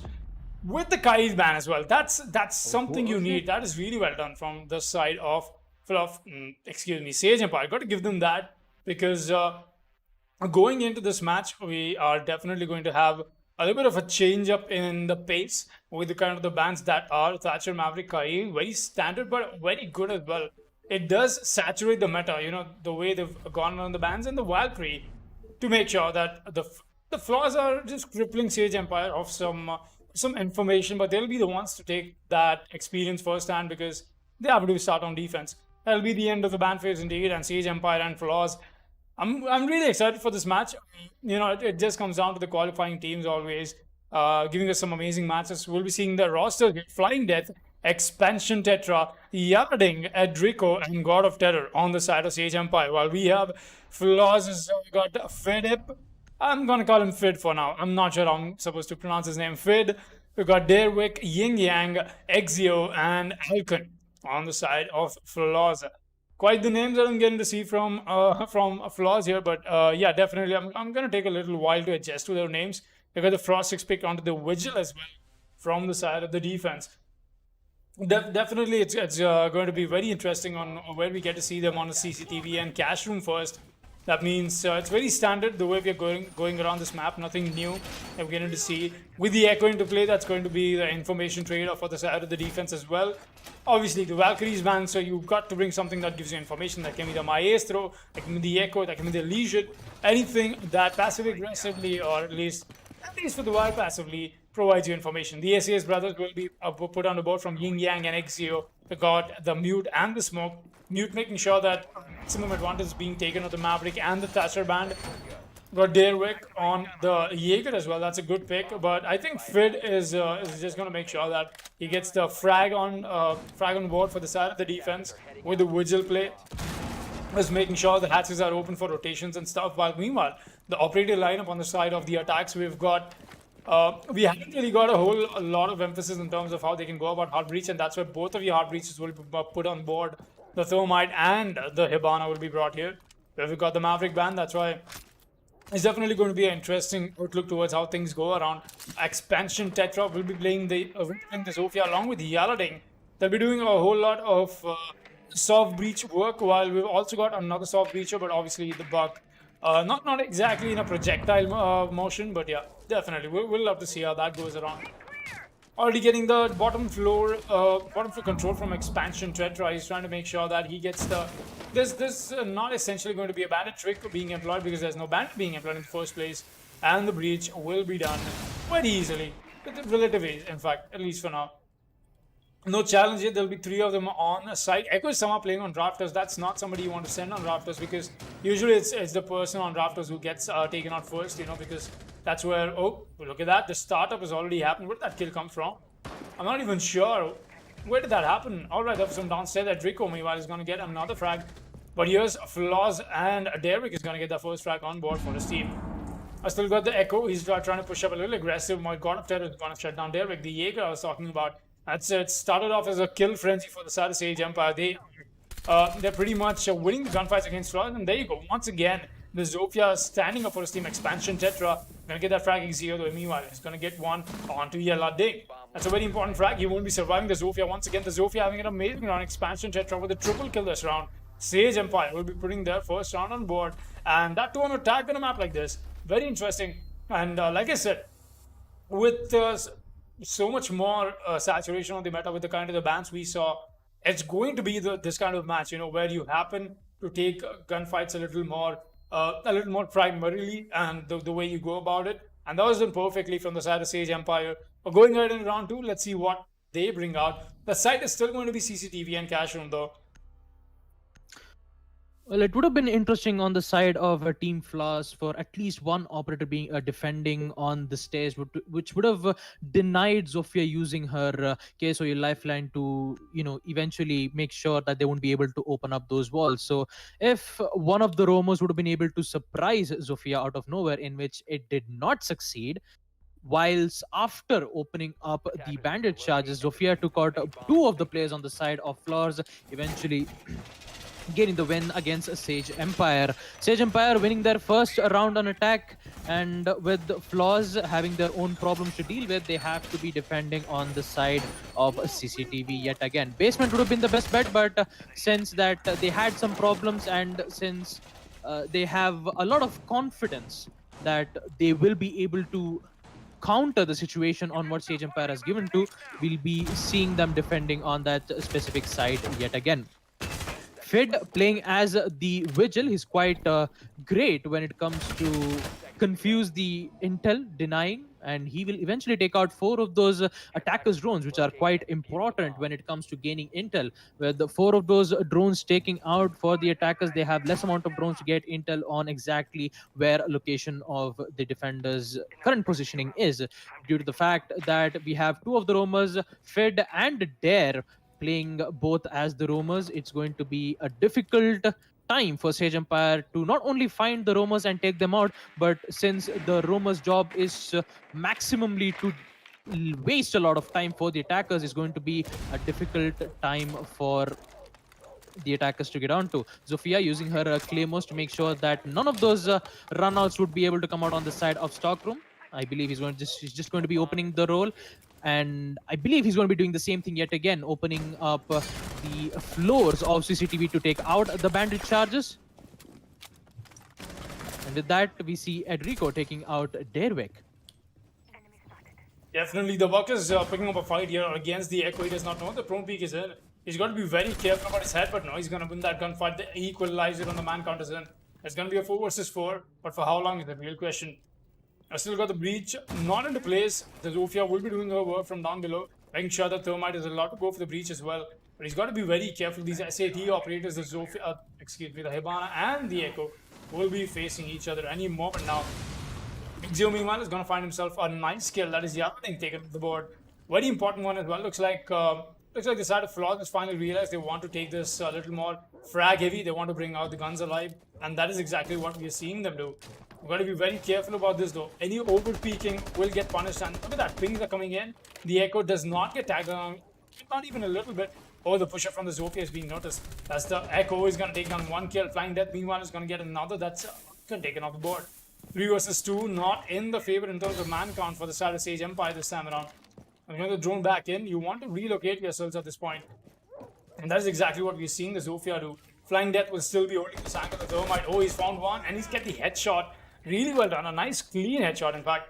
Yin Yang is going to take the fall. This is exactly what I was talking about. You've got to be very careful in terms of for where you go for your gunfights. And now we've got ourselves a nice situation. In fact, at least for Sage Empire, excuse me. Oh, there you go, the push-up. That is not advised. You are the only man on site. You would not want to do that. X is going to take the fall, and Fid is all the way off site. He's got to make this run up from bottom, and it's not much that he can do. The plant is already down, and all Sage Empire has to do now is to play post plant. They won't be even able to do that because Expansion Tetra starting off again once again with that finisher kill for his teammate. That's 2 rounds that Expansion Tetra has gotten, the entry frag and the finishing frag for his team. Really well done, Sage Empire. Once again, a 2nd round on board. It's just the fact that I think Flaws are just living up to the name. They are having so many flaws in terms of how they're approaching their defensive rounds. You don't want to give away a man advantage like that by peeking. You might win that gunfight or you might not. There's always that 50-50 chance on it. But that's a chance you should not be taking on a situation where your man counts mean equalized, because when you happen to be on defense, the clock is in your favor. The attackers are the ones who have to beat the clock, but looks like Flaws are a bit of a flawed round so far. 2 rounds, that is. But going ahead, I would definitely love to see Flaws standing up to their name, excuse me, deferring to their name, in fact, and bring out an amazing play from themselves. Yes, see how things. Let's see how things turn around onto round 3. The site is going to be Church and Arsenal, and that is a very much needed change for the side of Flaws. The Rook is being employed as well. Well, Foxy, I don't know if you call the flaws being has the floor, but there might be a certain chances where they might convert that flaws into flawless. Well, with that, we'll be seeing round 3 as Flaws will be defending on a basement church. It's quite, I would say, 100% win rate when it comes to defender sided, because basement church is very well known for defenders to get a great amount of wins. But the only problem is for the attackers, all they need is just one little mistake from the defenders to capitalize to get a hold of that current situation. Maybe they'll be able to win that situation out. Shotguns, rotation holes being made from the blue room. And we are seeing a Mozzie being played on the side of the garage catwalk, which would give a rotation possibilities. But hopefully, I'm just thinking that he would be able to think of most probably thinking of going to waste a lot of time for the attackers here. We see the Bucks skeleton key being used to open up the wall of garage. And we see Zofia pushing in on the side of catwalk. Yin made a really good decision of rotating back, because if he did not rotate it at the right time, he would have get caught in that crossfire. Still, I believe he decides to contest the fight against the Zofia. No, he's just decided to go back from the blue room, eventually just rotate back on the side, giving no more problems for the attackers, which would lead the attackers gaining control from that specific site. And it would be a lot of problem since they have wasted not that quite amount of minutes, but for the attackers, having around 1 minute and 45 seconds would give way much more advantageous possibilities, like opening up the walls, opening up the hatches, which has been currently situated from the bar, the kitchen hatches, which they can be able to just wait for a bit, drone it out, and when the time is right, they can be able to execute on that perfected site and go for the plant. But hopefully, it's all just a waiting game now. We still have great amount of intel being used on the side of Flaws. We have the Echo. He can be able to use his yokai drones, not only gain intel, but also delay the plant or disorient a particular player. Mozzie tries to contest with the hatch on the side of stockroom. Eventually gets tagged quite a lot, but instead it would be wise for him to not peek, and that peek would cost him dearly. Zofia, expansion tetra, getting a kill as he takes out Ying and gains control on the blue stairs, which immediately sees the player being played on the church, and he will get another one, getting the double kill, eventually opening up the barricade. Even though the yokai drones were in effect, Zofia did not care at all. The heavy aggression push comes in, but Castle will be able to shut down expansion tetra indeed. But the only problem is he's the only operator remaining. He actually gets another one. Can he be able to get the third though? But nope, he doesn't. Well, in the end, Sage Empire will emerge victorious as they will win round 3 on Basement Church yet again. And dare I might say, Sage Empire on attack, they are looking quite good on attack. All right, I'm back with my dad jokes. Oh my god, here we go. That's right. Sage Empire has had so far a flawless round streak. I mean, yeah, you can cringe out on it, but yeah, round 4 will be underway. We've got a 3-0 for ourselves, and it's been a great match for Expansion Tetra and Edrico. Gonna be honest, it's coming down to God of Terror, Yala Ding, and Flying Death. They're doing everything that their team needs for support, but it's not coming down to them at any moment. It's Expansion Tetra getting the entry frags, getting the conclusion frags as well. Edrico making sure he's stepping up for his team here and there, collecting the strays up. But yeah, and it's still been it's still been a Sage Empire round, Sage Empire match so far. We'll love to see if Flaws can pick that up, going ahead into this match. We've also got ourselves some a bit of information here. The fact that Flaws is not able to put in their defensive rounds on Clubhouse is a little concerning. You have defensive rounds on Clubhouse is how you cement your win, and that is exactly how you want to go ahead in this matchup. But yeah, we'll be seeing a whole lot more of that. I don't want to give up on Flaws, not right now. They've still got a whole match ahead of them. So many rounds left to with the comeback to try and challenge Sage Empire where they stand at right now. But Sage Empire has definitely been playing very well. It's been impeccable to watch them play. A nice pre-placed drone you can see on the top. Oh, he's gonna get spotted by the Bandit as well. The Zilant brothers, excuse me, the Zilant brothers were to play, and we'll be seeing a whole lot more of that as we go ahead into this match. I just had to reach up for my water bottle there. That's just a little excuse me moment. But yeah, Hydration is important. hydration is very important, very important. Everybody out there right now who's watching this, go get yourselves a water bottle, drink some water, and come back and enjoy this match, and maybe get some popcorn as well, because we've got 2 more matches lined up after this as well. So yeah, the action is not stopping any moment now. Well, coming back to this game, looks like Decoy is in a really great position that he's happened to play on 2 lines of sight that he's got to contest, and more importantly, he's getting droned out as well. He's going to spot the IQ moving in, and the IQ with the LFG is already in. That's Yaladin taking the first entry frag. No, he won't be able to do that. The entry frag did come in from Edrico on the other end, and Decoy is going to be the victor of that fight. Really good rotate. That movement is what was needed from the side of Floss, making sure that they get that frag in. A force is being established. This is exactly what I'm talking about.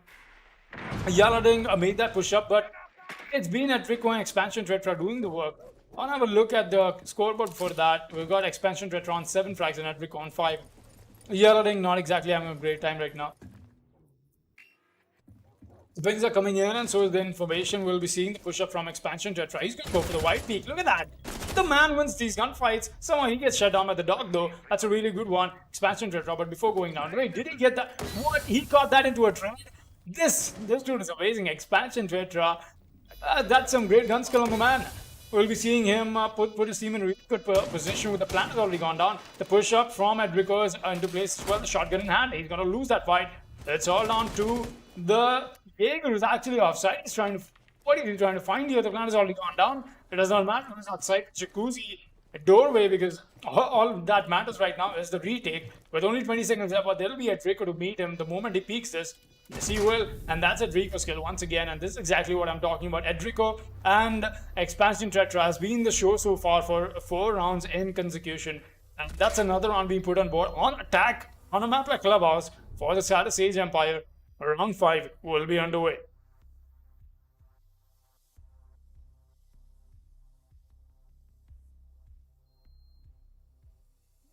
Well, that being said, going ahead into this match, round 5, definitely we need that kind of change up, and it's like the Frost is going to be the change that we're getting to see from the side of Flaws over here. Let's say if you're able to bring up stuff like that, we'll be seeing a 6-pick coming in from the Frost onto the Mute. We've seen similar stuff from FID as well before. That is who's playing the Vigil right now, but it's still not a place where we're able to see the side of Floss step up for themselves. It's just been Sage Empire all of this map. We're seeing them go for a little bit of a change in the side. It's going to be gym and bedroom. You brought up the Capcan. That's a good pick, in fact. You want to be a little unpredictable. You want to be a little extra sure in terms of how the pushes are happening. You want to stop whatever these guys are doing. You want to make sure that you bring that in for yourselves. And that is indeed going to be the case for the side of defense as well. Going ahead, we'll be seeing a whole lot more in terms of how this match has turned out so far. But yeah, let's see how that looks like. Ezio making sure that he's dropping down all his barbed wires. Nobody's allowed to push up from the main stairs. There's Yin Yang as well. He's running the Mute side, the extended roam that the defense wants to offer right now. But yeah, let's see how that turns out. Capcan will he's gonna put that up. Just making sure that EDDs are perfectly placed. FID is in a really good spot. Fitter's got to make sure he gets this frag, or at least the run-out conversion happens. But he's very careful. Oh, this might be the case. No, he goes for the wrong peak. What? No! FID, that was not the play, my man. The Zofia is right in front of you, and Expansion Tetra once again saved by the holy grace of the game. I don't know how the Vigil happened to not spot that the Rappel has happened on his left side and not the right. Went for that run-out a little. Oh man, you hate to see that. The luck is just not in the favor of the defense right now.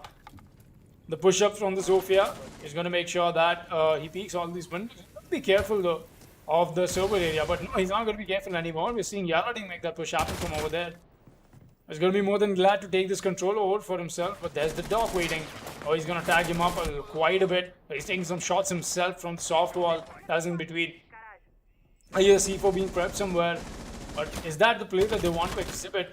Yaladin has once again found himself in a really bad spot. The LMG is in hand, but he's got to find 2 kills. He's find the first one. Does he find the Jaeger or not is a real question, but the Jaeger's already abandoned ship. He's going to drop down the Raptors and he's going to make sure he goes for the full rotate, but oh boy, there is the Ying. Oh no, that's the Hibana who's waiting for a conversion. And yes, the tag along comes in, but not the conversion. That's going to be the down for the Jaeger. He gets you so low on HP. Wants to make this into a fight that he can win, but at least not for now. Edrico has got to be very careful what he's doing. Expansion threat from Ivan Son. He's going to get that frag, and Edrico is here to fall in. It's been the show for Sage Empire. It's all on FID and Yin Yang. The Mute and the Vigil. The Vigil will be at bottom of the main stairs, while the Mute is the only one on site. He's got to make sure he stops the plant, or at least stalls it long enough for the Vigil to make his way back up. Push-up is happening. That'll be flaws. Oh, what a shot from Yin Yang. Look at that. Flying Death. Meanwhile, is going to find FDP though, and so it's all down to my man Yin Yang. He's got to fight himself in a 1 versus 3. Just spot the IQ. The IQ, the quick peek is in. No, does not get the first strike. No, he's not going to survive that. Siege Empire will be walking on to the side of Flaws. It's been a flawless 5 rounds for the side of Sage Empires. 1 more round and they'll be taking this match into the other half with there I go again into a flawless first half. But yeah, it still stands to see if round 6 will be underway, and will that be in the favor of the defensive team? Will that be Sage Empire once again dominating this match? It's been amazing to watch, simply, honestly.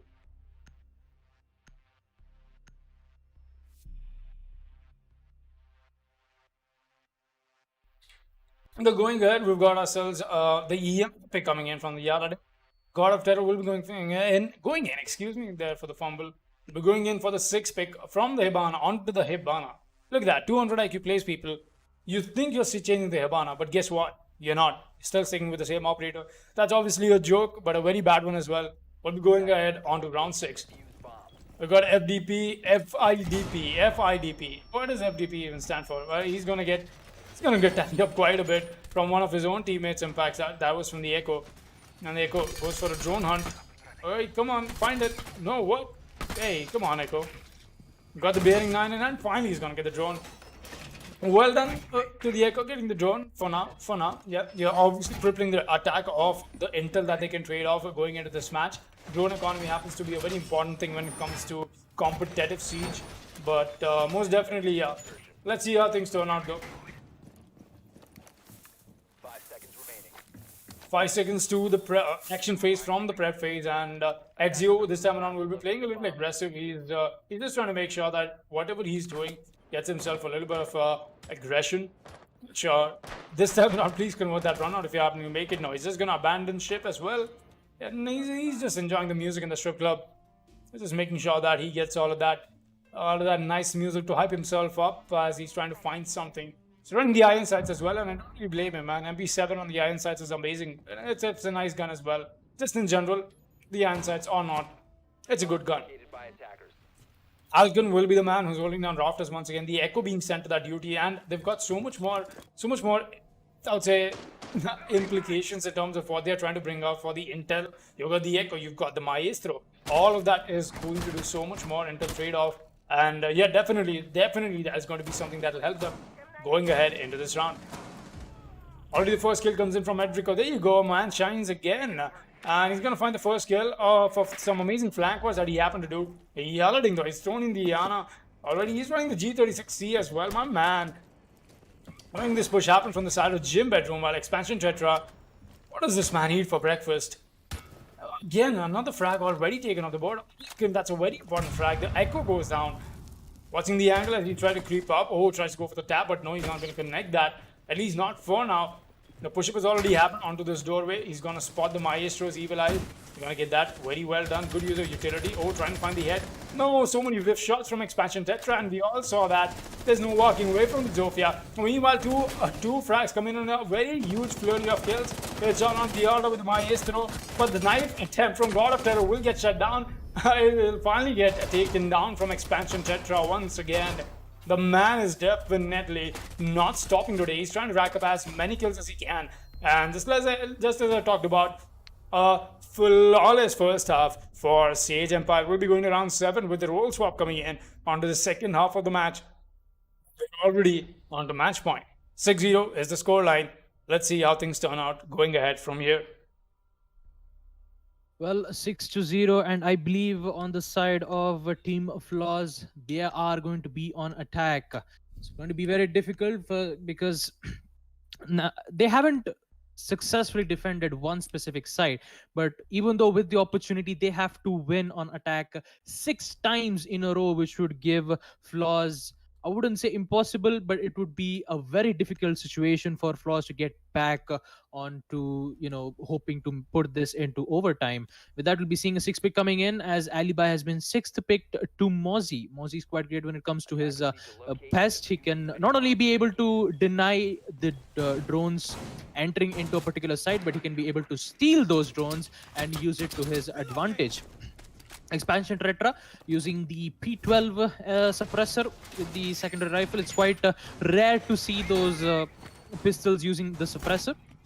I mean, it has its own, ups and downs, but most players would actually prefer using the muzzle brake or the compensator. I mean, compensator is mainly used for the primary rifles and the SMGs. In secondary rifle, the maximum attachment that you can be able to use is either the suppressor or the muzzle brake.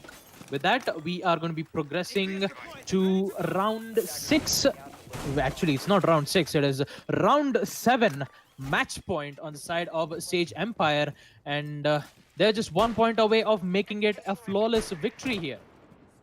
With all of the 5 attackers on the side of the attackers, well, pushing in, I believe they're just opening up the walls on the side of Jacuzzi. Maybe they're actually thinking of clearing out the roamers first so that they can be able to take out the flank opportunities coming in on the side of Sage Empire, neutralize the threat, and hopefully get into the site without having any problems to deal with the roamers here. Let's just check on the scoreboard as we see Expansion Tetra on 12 kills and Enrico on 10 now. That is quite a lot of kills, and also the KD ratio is really good to see. And on the side of the Flaws, we have Fid playing as the Ash. He's getting 3 kills for the past 6 rounds here. Meanwhile, let's head back into the action as we see 2 of the flashbangs being thrown on the side of Logistic Office and Expansion Tetra. Just like that, he's just going to eliminate Fed. God of Terror will also do the same with the Commando 9 SMG by taking out Yin Yang. And also, let's not forget about Zofia, as she's heavily tagged, as she has only around 5 HP remaining, and she will actually win the fight against the Jaeger in ending the reign of the Fragger here. Still needs to be careful of the HP. She has great amount of utilities. Not the impact, however. She has 2 of those concussion aids. She can be able to disorient a player from the specific side, but at what cost? She needs a good amount of intel to get to know where the exact location is. She'll be using the Claymore mines. It's quite unusual to see a Claymore mine being placed, because she's kind of afraid that might be the defender might push in to take Zofia out by surprise. Maybe the pressure is what Team Flaws is getting on them. Meanwhile, we're going to be seeing a Jackal opening up the walls near the logistic office through to the construction, hoping to take out the operators. And also, they can be able to make an angle right from the logistics office to the cash room. And they need to be careful here. Push coming in from Ezio, and he will succeed yet again with 5 HP remaining. That's really quite surprising here. He's going to take out Ezio as he's going to rotate back and hold an angle from the CCTV. Unfortunately, no one is holding on CCTV, but they're just holding adjacent sides where Vamai is playing here. He has a great angle. He's just thrown in.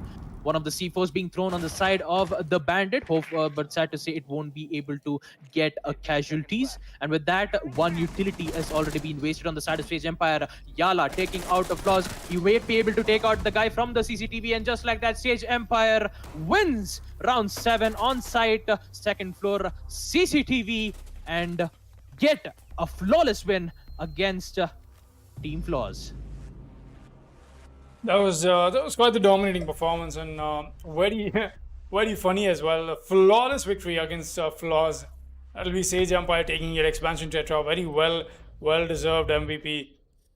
Very well done, in fact. It was one hell of a match we got to witness. Going ahead, we'll be seeing a whole lot more, obviously, as that was a one-sided match. I'm gonna be honest here. I don't want to mince my words, but yeah. Then again, we're seeing ourselves 7-0. Now 2 matches have already gone by. We will be back with the third match, which I'm promising everybody out there that'll be very close because it's our former players from the league. Wait, I forgot the other name. Wait, what was the name? Come on. Our brains is lagged out for a bit. It's going to be Sa and Zilant Sports. Excuse me, people. But yeah, it's going to be Sa and Zilant Sports. My apologies for that brain lag moment. But yeah, it's definitely going to be one hell of a match that I'm waiting to witness. And we'll be bringing that to your screens in just a moment. Meanwhile, I think we'll be taking in some highlights for you guys playing that. So you have a little bit of an overview in terms of how the rest of the streams went down and how the rest of the matches went down. While I'll make sure I get the lobby ready ASAP for you guys to enjoy the next match. That's right, people. Sa versus Zilant Sports coming up on your screens in just a bit. Stay tuned.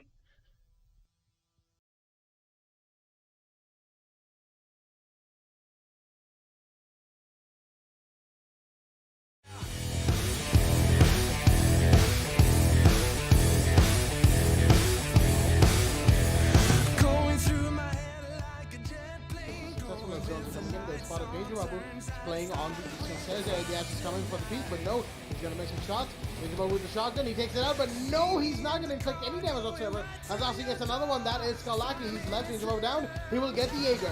That is never put it off the board, and the Ash is coming alive, but super new response by his enemy. Well, Benjamin goes down finally, and Aussie finds another one. That's a quad kill for the man, and he is going absolutely crazy inside the side. Zin is down. Flickshot is here to get one. That is Sakib off the board. No more C4s in play, but here's the gun of Flickshot coming in. The commander gains one right, but Kingslayer gets a double kill.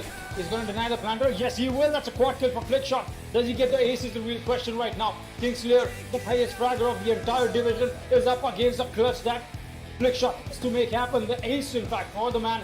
The Mozzie has to be very careful about who he intends to peek this. Only 5 seconds left. Will Kingslayer pull this off? He's not got enough to plan, and Flickshot gets the ace. Back full freeze. Blackjack, do you mind taking this one for just a second? Absolutely. Also going to go for a big runner right. He's going to knife one. Will he fight two? Yes, he will. Will he fight three? Yes, he will. What a play from the Bandit to shut down Team Super on the kitchen half.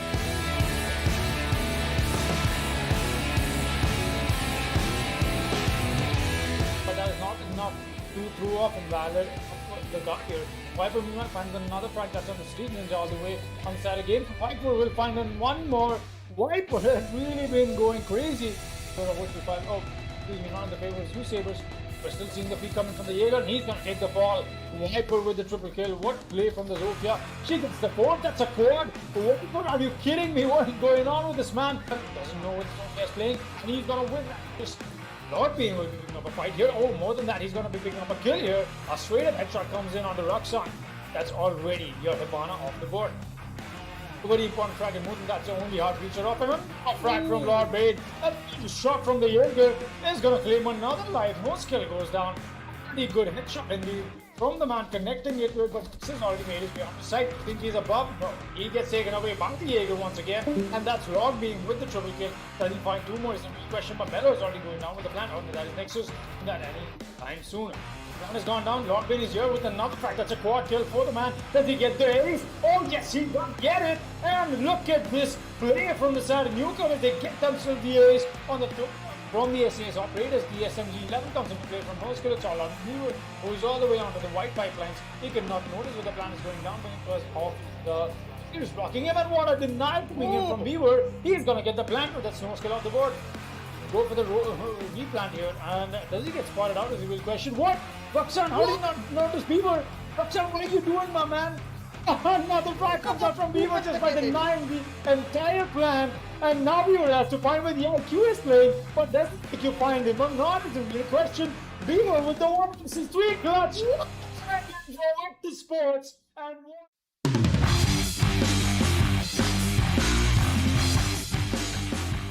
Sparkle. It's a 3 versus 2, not a favor of human gaming. Meanwhile, the plan is going down. The Maestro comes up with a peak, but Mike will be the one to convert that into a frag. It's all on the beat. He tries to get the sledge, and he will do so. That's the planter of the board. But there are still 2 attackers that he's got to find, and both of them will be on full HP, and so will be one ping comes out. In fact, he's going to find the Maverick sometime now. No, he's going to notice the Nomad in that process. Some pre-fires are coming in, and finally he converts onto Mojo. Beat on the triple kill. He might as well get the squad kill, and more importantly, the clutch that his team so badly needs for the equalizer. He's going to go for this white peak, or maybe he's just going to go a little closer, and he might looks away at the wrong time, and Beat comes up with an amazing clutch. The third kill. Sparko will be playing here, but EX7 will be the first one to pick up a frag. I'm not sure where he got from, but Shelter is going to go down. He's way to this hallway. I don't think he's gotten hurt out. Oh yes, he has. EX7 takes a few shots, but he's going to answer back with the MPX winning the G36C. So Mike goes down to EX7 as well, and that's a triple kill for the man. The Valkyrie though. The flashbangs are coming in, and the proximity mines are there we go. EX7 with a quad kill this round though. Amazing play from the Valkyrie. And that's at least enough to put a dent on the Never Diamonds. But will they be able to convert this into a victory or not is a good question. And he gets playing awfully closely at the Necto window, but that is something that gets spotted out eventually. Shuisha keeps to find his playing downstairs. As the Amaru just gets spotted out. The spray comes in, and he's going to find him. Cobra meanwhile find closely though. It's all on Shuisha Kid with not enough time left, 18 seconds, and the clock is ticking. No smokes for Sa.W, and Shelter is going to find one, and that's it. The shutdown comes in from Sam as Never Diamonds, who smokes for Sa.W, and Shelter is going to find one, and that's it. The shutdown comes in. Fankel, however, he's got a good position on the sub-roof rappel, and Platoon Kid on the garage catwalk. He's got a good angle to hold as well. It's a good crossfire being established, but no, Levy's going to find Platoon Kid as well, and the Legion will go down to Fankel. He's now in a 1 versus 2. A Claymore from Lockdown will save the life of Levy, take the life of Levy, excuse me. As Kishimado is going to go for the camera defuse right here. He's trying to bait that out, obviously, but he will be caught out as well. As Fankel, the man with the clutch with a chip in from a 14.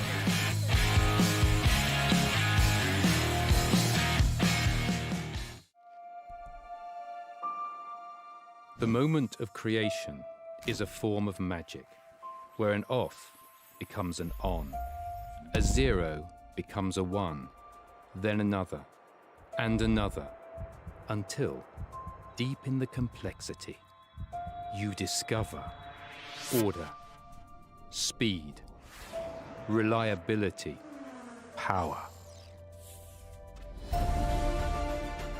experience. The WD Black NVMe SSD.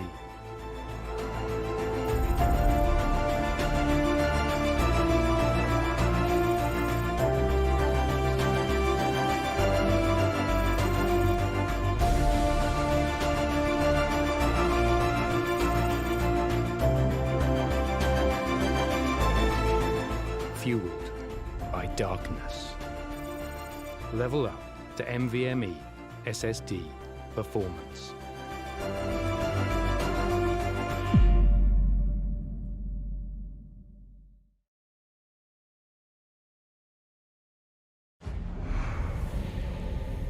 Numerous forces aimed at the Earth.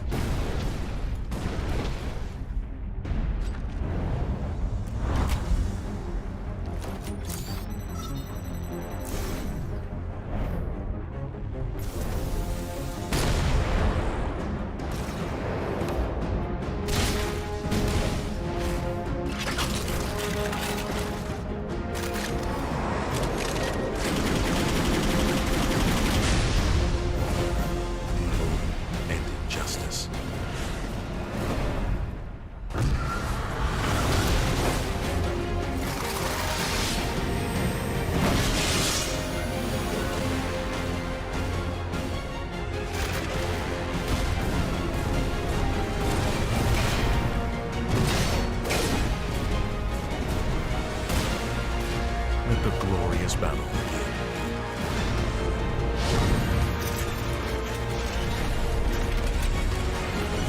Geared up for victory. LG Ultragear Gaming Monitor.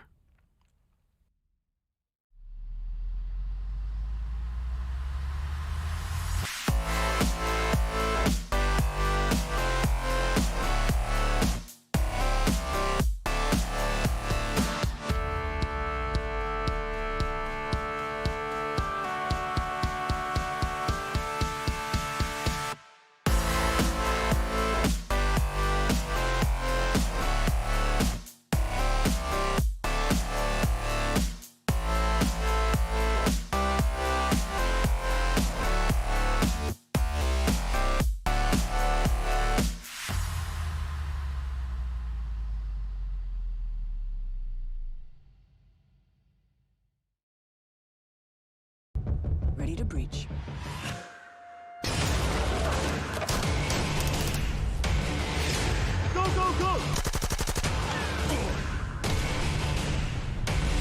Follow my lead!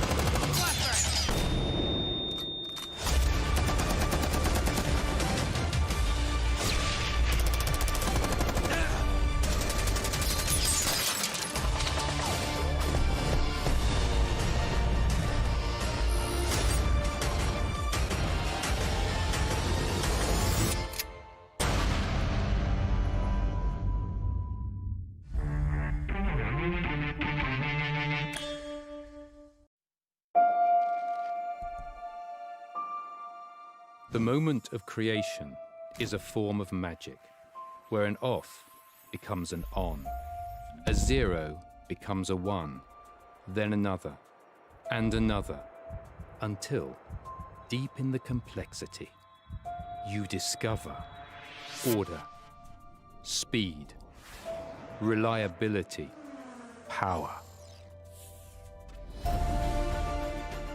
Experience the WD Black NVMe SSD.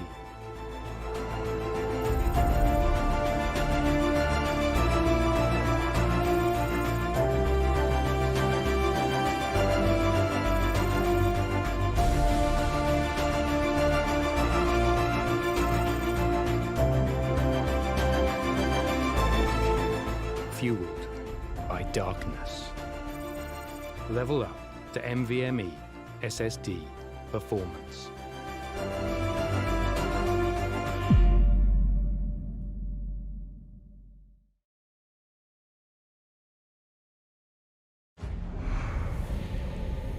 Numerous forces aimed at the Earth.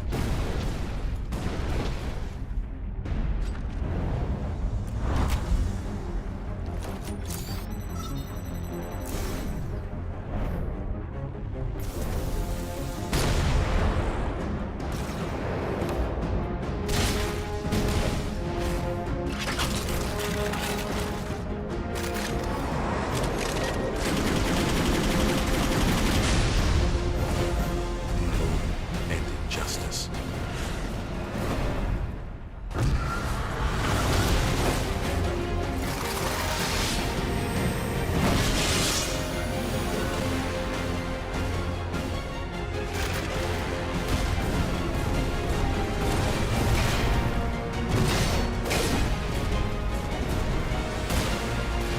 Let the glorious battle begin.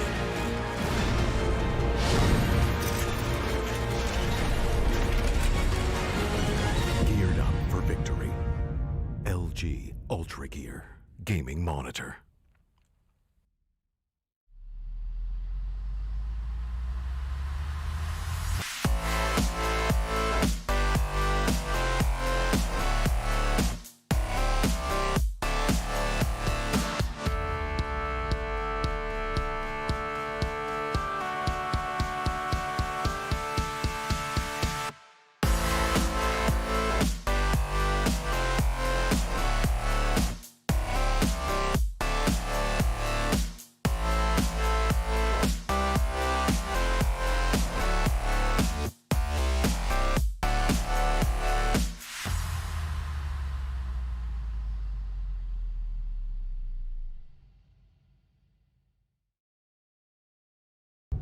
Ready to breach.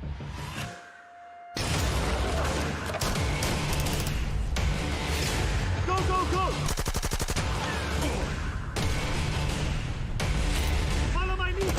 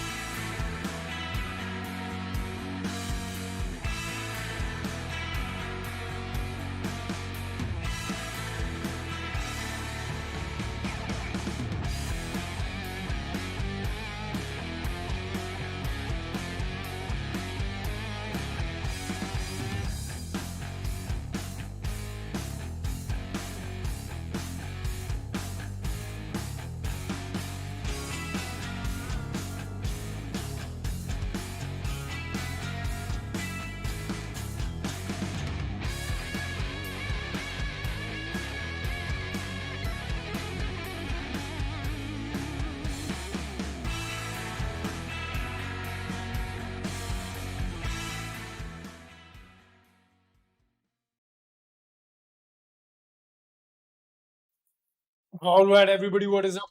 Welcome back to the Esports Club Rainbow Six Siege League, powered by Ultragear in association with TEC, Fibernet, Zotac Gaming, and Games the Shop. I'm your host, Walkover, and joining me is Papa Gusta. We are up and running. The third match that is going to be Saw. This is Zilant Sports. I'll not be wasting any more time, people. We're taking you right into the match. We'll be seeing both of these teams have played before in the league, but there's quite a change up that we're having in terms of the team count and also the rosters. We'll get to that later, but first things first, the map is going to be Coastline, and the first ban from the side of Zilant is going to be Montaigne. Alright, a nice ban coming in from the side of Saw as well. Hibana gets taken off the board. That's the only hard breacher. Not the only hard breacher, but a very influential hard breacher that you can use when it comes to a map like Coastline. Let's see, going ahead, what we're getting to see. Baba Gusta, what do you think about this match going ahead here right now? Yeah, well, Foxy, I was quite surprised when they started to ban Hibana, because Hibana is quite well known for opening hatches, even if it's from above and below. And the one hatch that I particularly know of is from Aquarium, where Wamai places his not only his deployable sheet, but also he just reinforces the hatch to make sure he can get the best angle as he possibly could. So taking out Hibana would be a strong hold on the side of Aquarium, where Wamai can be able to hold an angle and take out the operators by surprise. Most definitely, I'm gonna have to agree with you on that, Baba Gusta. Excuse me, I was almost about to call you Blackjack. But yeah, with that being said, we'll be seeing ourselves head into the match, and let's take a quick look at both the rosters. We got Dadgum, Hellboy, JD, Play, Messi on the side of Saw, while we have Prey, Fireflank, Starlord, Fury, and Kingfish on the side of Zilant Sports. Most definitely, this is a match that I've waited to cast, but Baba, I switch over the mic to you. Ask you, how excited are you watching these matches, these teams play against each other on a frag-heavy map like Coastline? Well, Foxy, on a map like Coastline, there is not that much necessary when it comes to hard breaches. So basically, the operators, I would not say operators, I would say the players could actually frag out of their minds without having any problem to, worry about opening the walls. But they still need to be worried about the deployable shield and the number of utilities being placed on the side of defenders. Let's not forget about, the Jaeger's ADSs, Wamai's magnet systems, and also, great amount of traps that can be able to place on the side of defenders. So taking IQ would be the best bet on the side of attack, but playing as the Twitch, she can be able to use the shock drone to deny the utilities, but she need to do it in such a way that the defenders' opportunities shouldn't know where the drone is being currently situated. And detecting a shock drone, if you compare it with the normal drone, with the shock drone doesn't have the ability to jump, but I would say the sound cues coming from the shock drone is a little bit less when it comes to the normal drone. For the defenders, taking out that shock drone would be a difficult situation for them, but they have great amount of utilities like the frag grenade. They can be able to take out the operators from surprise, but they have to take out the ADSs first to confirm that kill. Castle panel being used on the side of the kitchen door, and we see a action phase reinforcement being placed on the side of the sunrise bar. And we see at the beginning, we see the lion scanner being used to hopefully to detect any operators being used. Pigs coming in on the side of Castle, eventually tags quite a lot, but Prey is quite in a danger zone as he's tagged quite a lot of HP here. Peeking here would be a bad idea, so it would be best for him to just play the defensive side, as Lion is going to be using his second Lion scanner to push in, and he will eventually take out Castle, currently playing on the side of Office. That's your first frag coming in on the side of the attackers, as 4 of them are entering on the side of Officers. Now with that, Zilant Esports need to be careful, because there is no specific operator playing on the side of either on Kitchen nor on never mind, they actually are playing on Kitchen, in which we see Fury getting tagged quite a lot. They have to be careful on both those specific locations here, and I believe they're going to be playing as a post plant. Hellboy, on the other hand, gaining the upper hand, taking out Firefly, and Dadgum will take out Kingfish right from the office, and they have control on the courtroom. And Vigil playing on the side of Blue Bar. He is all by himself, and he'll be going down. Saw with a flawless round, winning round 1 on first floor Blue Bar. I'm gonna have to be honest here. Saw really played that to perfection. Using the line charges and the way the economy on the line charges was done, very well done. They made sure they get 2 line charges out. The E1Ds popped only for 1 defender, and that was it. That's what you need. You're not trying to be like saving these line charges maybe for later, for post plan, whatnot. They made sure that whatever map control that was needed for the side of Saw was perfectly well done by them. And yeah, most definitely. With that, the push was definitely a success. Going ahead into round 2, we'll be seeing the 6-pick coming in for the Kali once again on the Twitch from the side of Play. Play did tell me that he'll be playing Kali, but alright, looks like he wants to stick with the Twitch for now. We'll be seeing a unsuccessfully defended side that was on the bottom floor. Sunrise and Blue Bar did not quite work out for Zilant Sports, but mind you, Zilant Esports happens to be one of the teams that has already made it to the Division 3 of the TEC Rainbow Six Siege League. That being said, Saw has also made it, but Saw has made it with a different roster. Yeah, that's it. This is a very new, very revamped roster. But the way this match has just started out, it definitely looks very promising for them. And I believe Messi is from the Kings crew previously. He's joined Saw right now. Going ahead, we'll definitely be looking at a whole lot more of a differential in this matchup. The Wizard will be holding this down. He's got himself a nice run that he's trying to prep here. Fury, that is. He's got to be very careful about this. But I keep forgetting. Did we happen to do a quick roster readout? Is that? Yeah, I guess we actually didn't say any roster change of. Yeah. Right? So the rosters here are, we've got ourselves in Saw, Dadgum, Hellboy, JD, Play, and Messi, and we've got Zilant Sports, Zilant Esports rocking Prey, Firefly, Starlord, Fury, and Kingfish. We've seen these names before as well, and they've been amazing as players in the tournament. But most definitely we'll be seeing a whole lot more from them going ahead. Oh boy, Fury almost picking a fight with the Ash here. Messi is being very, very careful, and good drone work in fact being done by the man. He's not getting too ecstatic, not getting too over aggressive, and that is the play you need, and that is the play will be making. Play is the first frag on the board, and Fury is going to face the wrath in fact of the Twitch. Really well done by the man. Gridlock is making sure the track stings are coming alive to make sure that nobody's allowed to push them here. Looks like they want to establish something of a vertical play here. Firefly on the hatch. He's got to be very careful. The hatch is a soft hatch, and that means it can be taken out from below as well from the attackers. They've got so much more soft destruction. Let's see if they'll be able to do that or not. Only the region goes for the run. Kingfish try to stay alive in this, trying to find any early entry frags, but he's just not able to do that.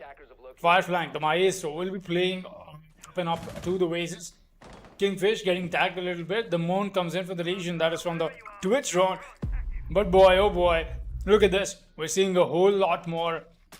A huge turn up, in fact, in terms of how they intend to walk around with this play. We're seeing Prey get the drone out of the way. He's also going to make sure that none of this advances further. We've got Starlord with the smoke, but Play find another frag. That's a double kill for the man this time. A 3 versus 5 established, not in the favor of Zilant Sports, and now the plant is already going down. They're detected by the line charges. It's a hard time for them. Firefly meanwhile is going to find Play though, but the plant has already gone down. Firefly try to maneuver around, but Kingfish is the one who's providing cover as well. The Aula is in hand, the SMG is in hand as well. Where's the T5 SMG? It's coming alive. They've got to make this push happen. The Maestro camp's not really a whole lot of help. Messi meanwhile is going to find Kingfish. There's another frag. No, Starlord is going to get that frag. What is that peak? From the smoke, it's SMG 11 kill. Hellboy is here to refrag onto that at least, and there's the finishing kill from Messi, and Saw will be taking round 2 as well, and that is quite the match that we're getting to see from the side of Saw here, dominating Zilant Sports, Zilant Esports now. It's been 2 amazing rounds for Saw. And that being said, for anybody who's wondering why Saw were here, they happened to lose their match. They got a win over their opponents not having submitted their MOS files. That's right, guys. You need to abide by the rules of a tournament and its integrity. MOS files are a very important factor. But for now, it'll be Saw who will be playing this match, and they are playing this amazingly well. 2-0, and Zilant Sports not exactly having a great time right now.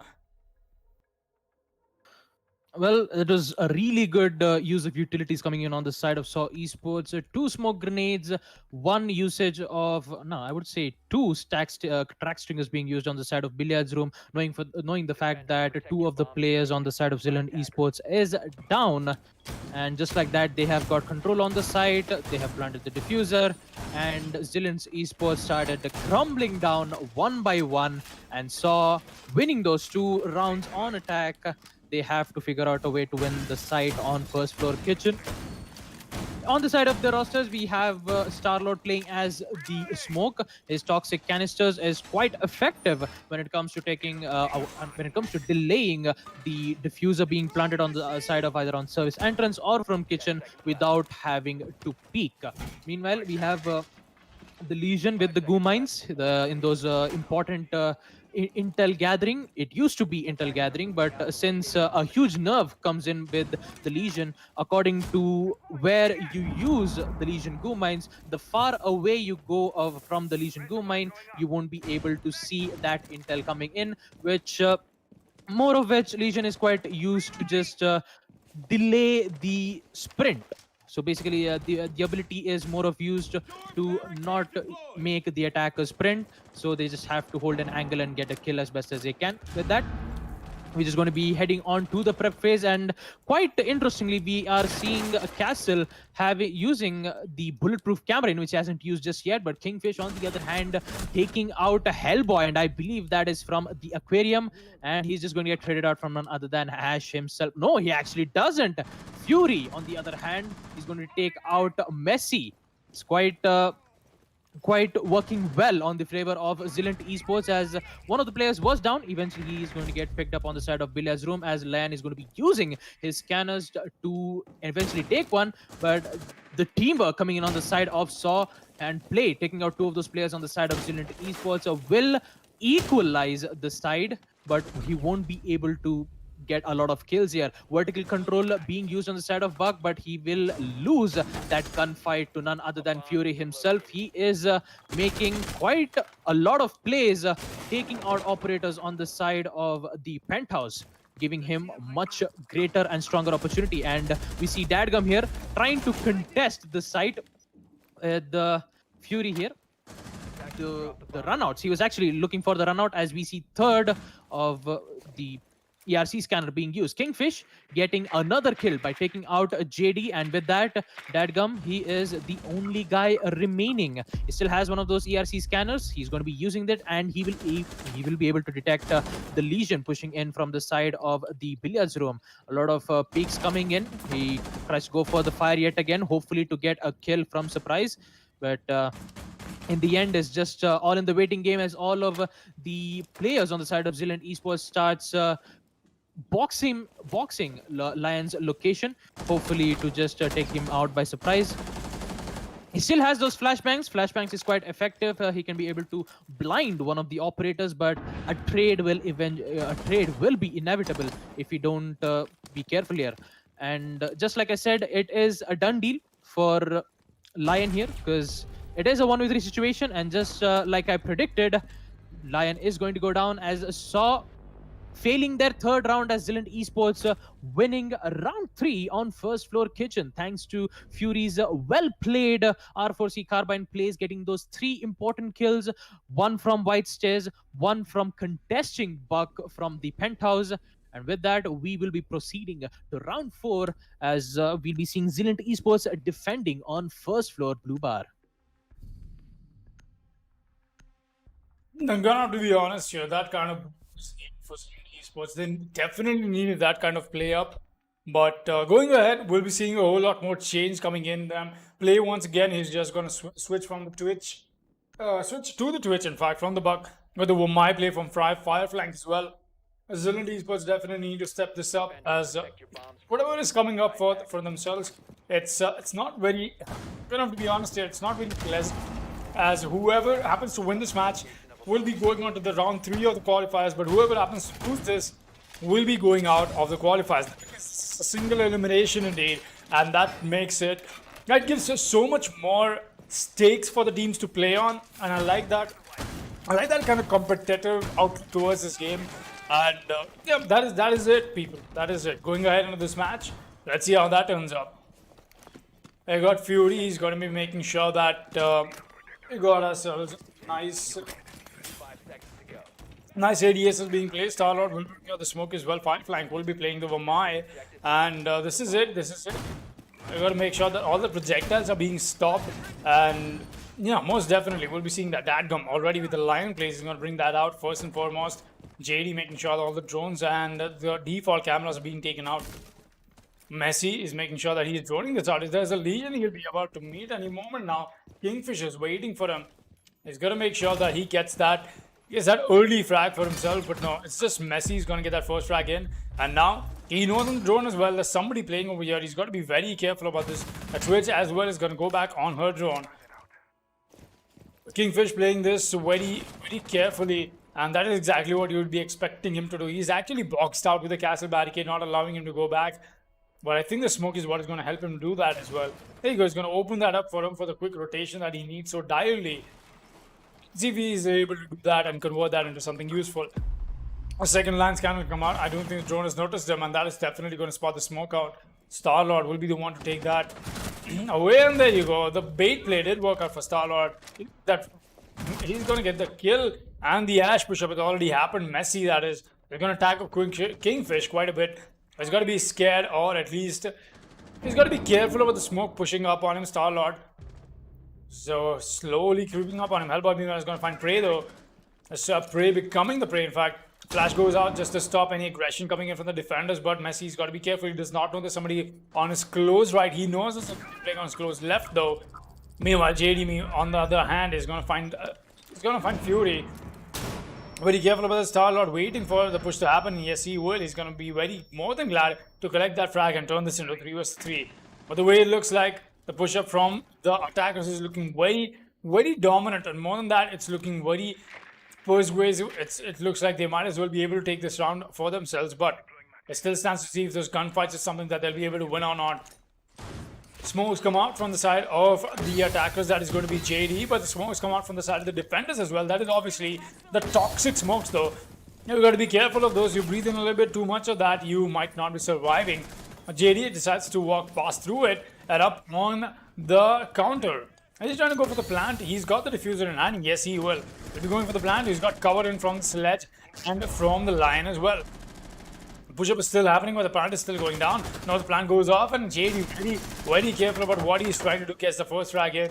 Very well done from the man. I've got to give him kudos for that. But now he wants to go for the plant on the rotation. But that'll be it. That is Dadgum with the double kill. What did the man just do? Dadgum with some amazing plays. Got the first frag. I think that was the down that he got for the first and the Vigil. And then the finisher up on the Legion. Zilant Esports are definitely not having a great day right now. Round 5 will be underway. But I won't really blame them because, of course, it happens to be attacker favorite map. You also want to bring out maximum, well, whatever you've got in your pocket. But still, it's still a 3 vs 1. It's still a 3-2-1. Let's see what round 5 brings us. We are 1 round away from the role swap happening. Well, Saw deciding to go for the same side yet again, Blue Bar and Sunrise Bar. Even though the push coming from on the side of Saw was from offices, they need to strengthen up the office side. If they don't get that control, getting back is going to be quite a difficult one for defenders to go through. Like, I actually did get the idea because we actually did see, you know, the floors, I would say the leg view coming in on the side of Blue Bar, where you see Starlord opening up the downward walls just to make sure that the attackers won't be able to get to see the entire room on the side of reception desk, in which the defenders can be able to take control on it. But since Dadgum was actually quite he went inside the security room, got control of the reception room, in which I believe he actually did get a kill from that specific site. So for Zilant Esports, their main goal is to make sure that they don't give the reception desk's room to the side of Team Saw, or else they actually have to focus on post-plant situation, in which is going to be really difficult for them, because they will be only be having around 45 seconds for them to defuse the diffuser. Well, round 5 coming in, and still Saw is on a pretty solid lead. They still have one more round as for Saw to go for on the side of attack here, and with that we'll be seeing Star-Lord hunker down on the side of the Sunrise Bar, and Messi is going to be using one of his breaching charge to open up the hatches of the bathroom on the side of Pentout's second floor. Dadgum, they're just waiting for the proper callouts coming in on the side of drone. So if they spot one of the specific operators, he's going to be using one of his Alliance scanner to immediately take out the operator. Basically just push from both the sides, one from left and the right side, in which we actually did see them every time when they try to push in on the side of office. And this time they are going to get control on the side of hookah, and they are actually killing it, taking out fire flank. Hellboy playing the sledge, not only opening up the walls, the floors, thanks to his breaching charge, but also getting those important kills here. One of the nades being thrown as Messi, on the other hand, playing on the side of Penthouse, I believe, takes out Kingfish. Now both operators on the side of defense is down for the count.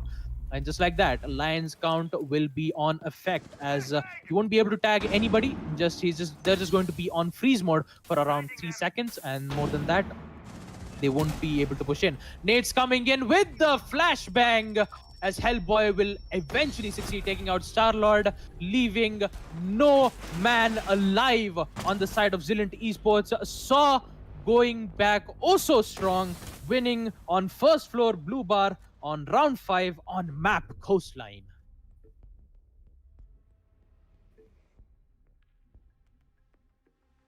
Well, this is quite interesting to see this, ladies and gents. 4 rounds on attack, winning on the side of Team Saw, and Zilant Esports have only won 1 on the side of defense here.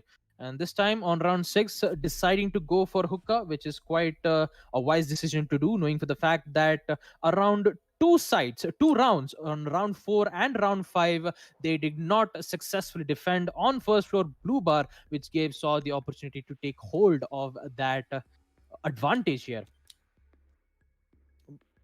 I mean, it's not just 2 rounds. It was actually round 1 first floor Blue Bar, round 4 and round 5, in which Saw took hold of that opportunity. So basically for Zilant Esports, defending on first floor Blue Bar wasn't actually a good idea for them, because all of those 3 rounds went in the favor of Team Saw on the side of attack here.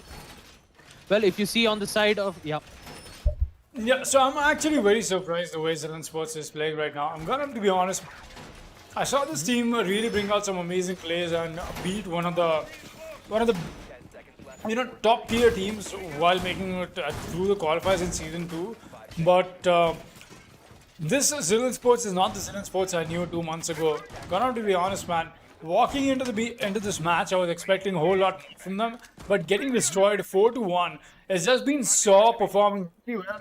Or is it Zilant Sports not performing well? I don't know. I'm not for sure. But I expected so much from them. Honestly, I'm disappointed.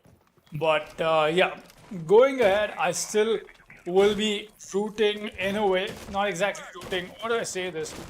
I'll be expecting some more better plays from them in this matchup. It's still round 6. They can still fall back up, make some plays happen, but I doubt if that is going to be the case. So far, it's been Saw all over them, man. Look at that. Ooh. The first kill once again coming in from the Saw, the entry frag from playmaking, the plays, in fact. Saw has been amazing today, and you have to see that, man. It's amazing watching them play. I still got ourselves Fury. He's going to be holding this angle. Star-Lord, wait a minute, he's going to bring out the shield right now. Better late than never, at least for the moment. But yeah, most definitely will be seeing that going ahead into this round. Another kill gets dropped by the Sledge. That's a double kill for the play. My man gets a double kill. Does he get the triple? What a shot! What was that? Play is gonna get the triple kill for himself. Does not even care for it. Messi's gonna get one more, and that's Firefly taken off the board. It's all under Star-Lord. But the man is playing offside. The smoke is playing offside of all people. The SMG-11 is into their hand. He's gonna run around. Let's see if he's able to find that or not is a real question. Still going around the hallway, he's trying to find anything that he can, but the line charge is what is going to stop him dead in his tracks. And now, that has not only stopped the mobilization of the smoke, but also a whole lot more that he can be doing. First frag in, that's going to be play off the board. The Sledge has been taken out, but now you've got to worry about the rest of the attackers who are already on site. The plant will be going down. The shotgun will be in hand. And the plant has gone down on the top of the pool table. I think that is...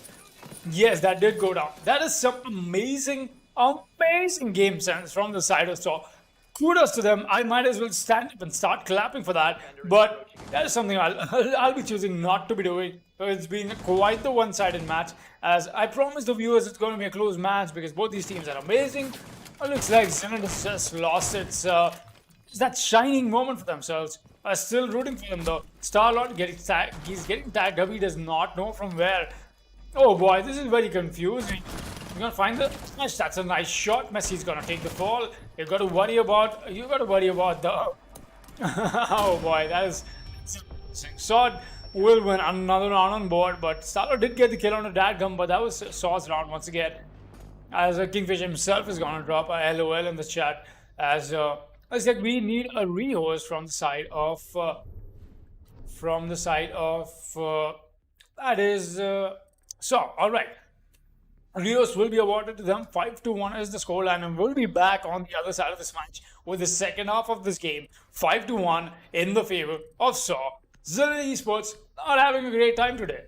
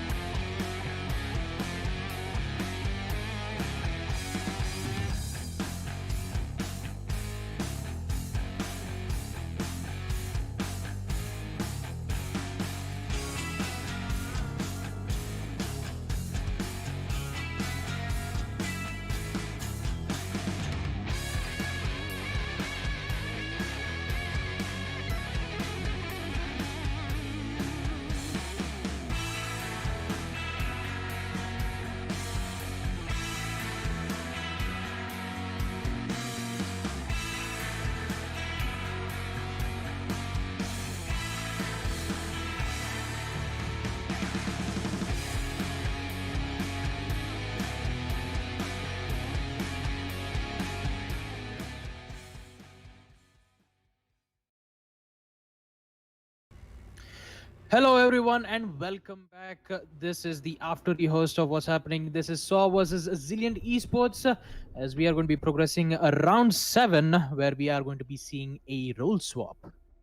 So, as I remember from the previous round, we saw performing also damn well on the side of defense, where we saw Hellboy and yeah, I would say Hellboy making a lot of plays, taking out Prey, and also a great amount of kills. I would say the most frag when it comes to on the side of Saw would definitely be either Hellboy, making a great amount of plays. But since the attacker's phase has come to an end, we're going to be seeing the team on Saw defending on first floor kitchen. So it's going to be quite interesting to see how well that they're going to be doing on the side of defense. Keep that in mind that Saw still requires around 2 points to win on map Coastline.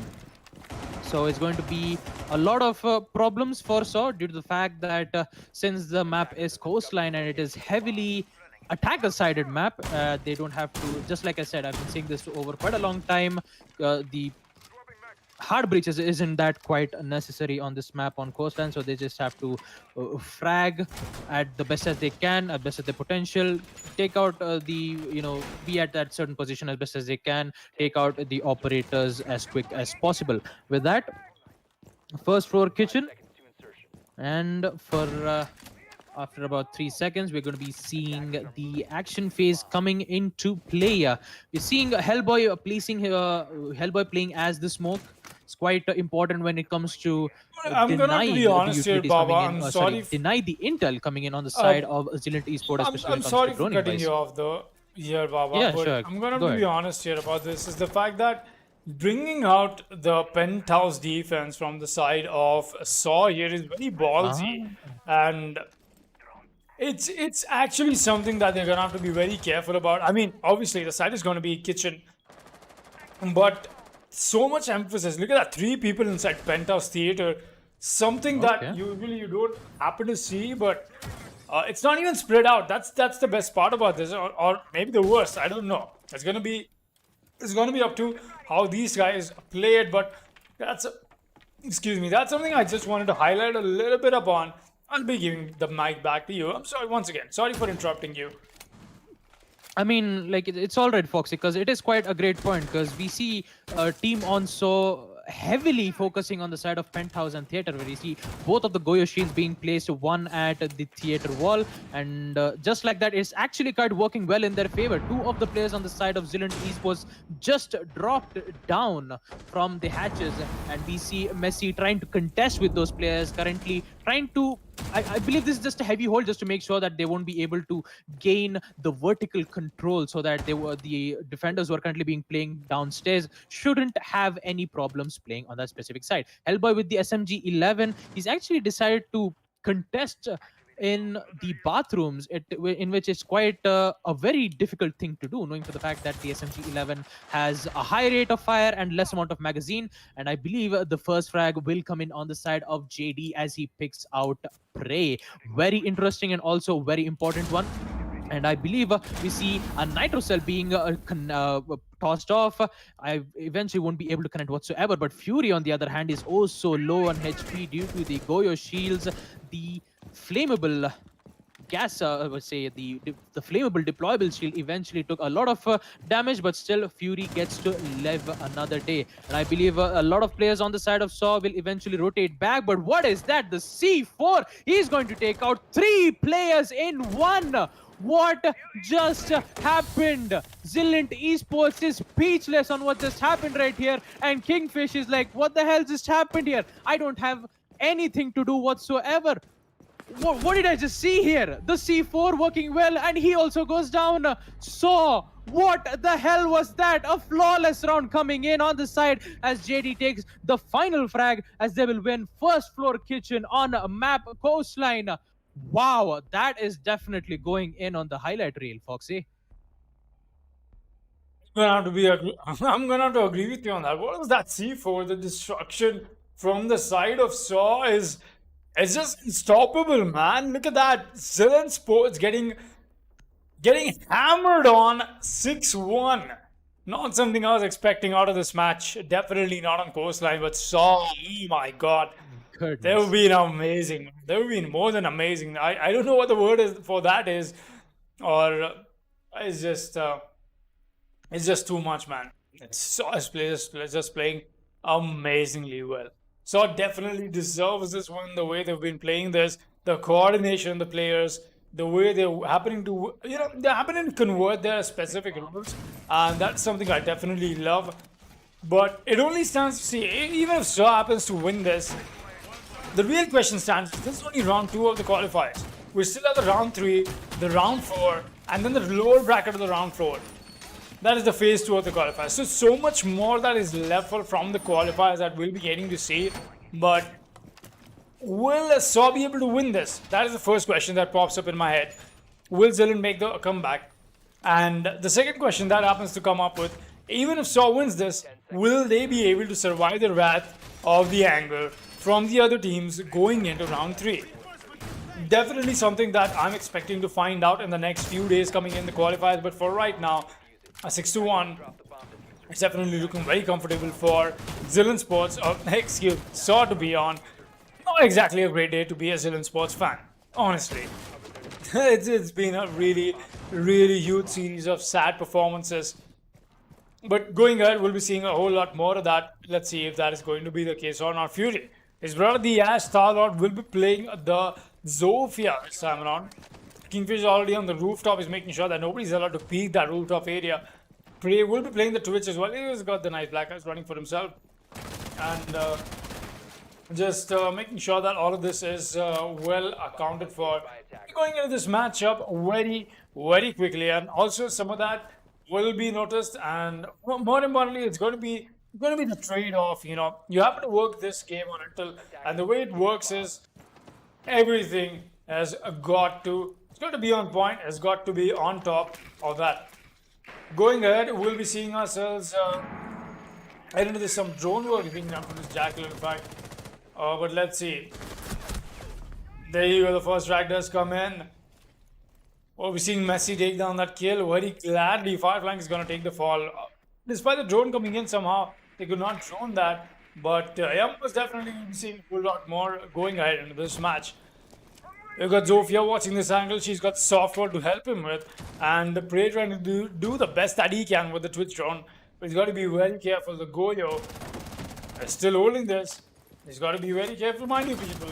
But oh boy, Messi getting baited. But there's the turn up. He cannot go for this. What was that?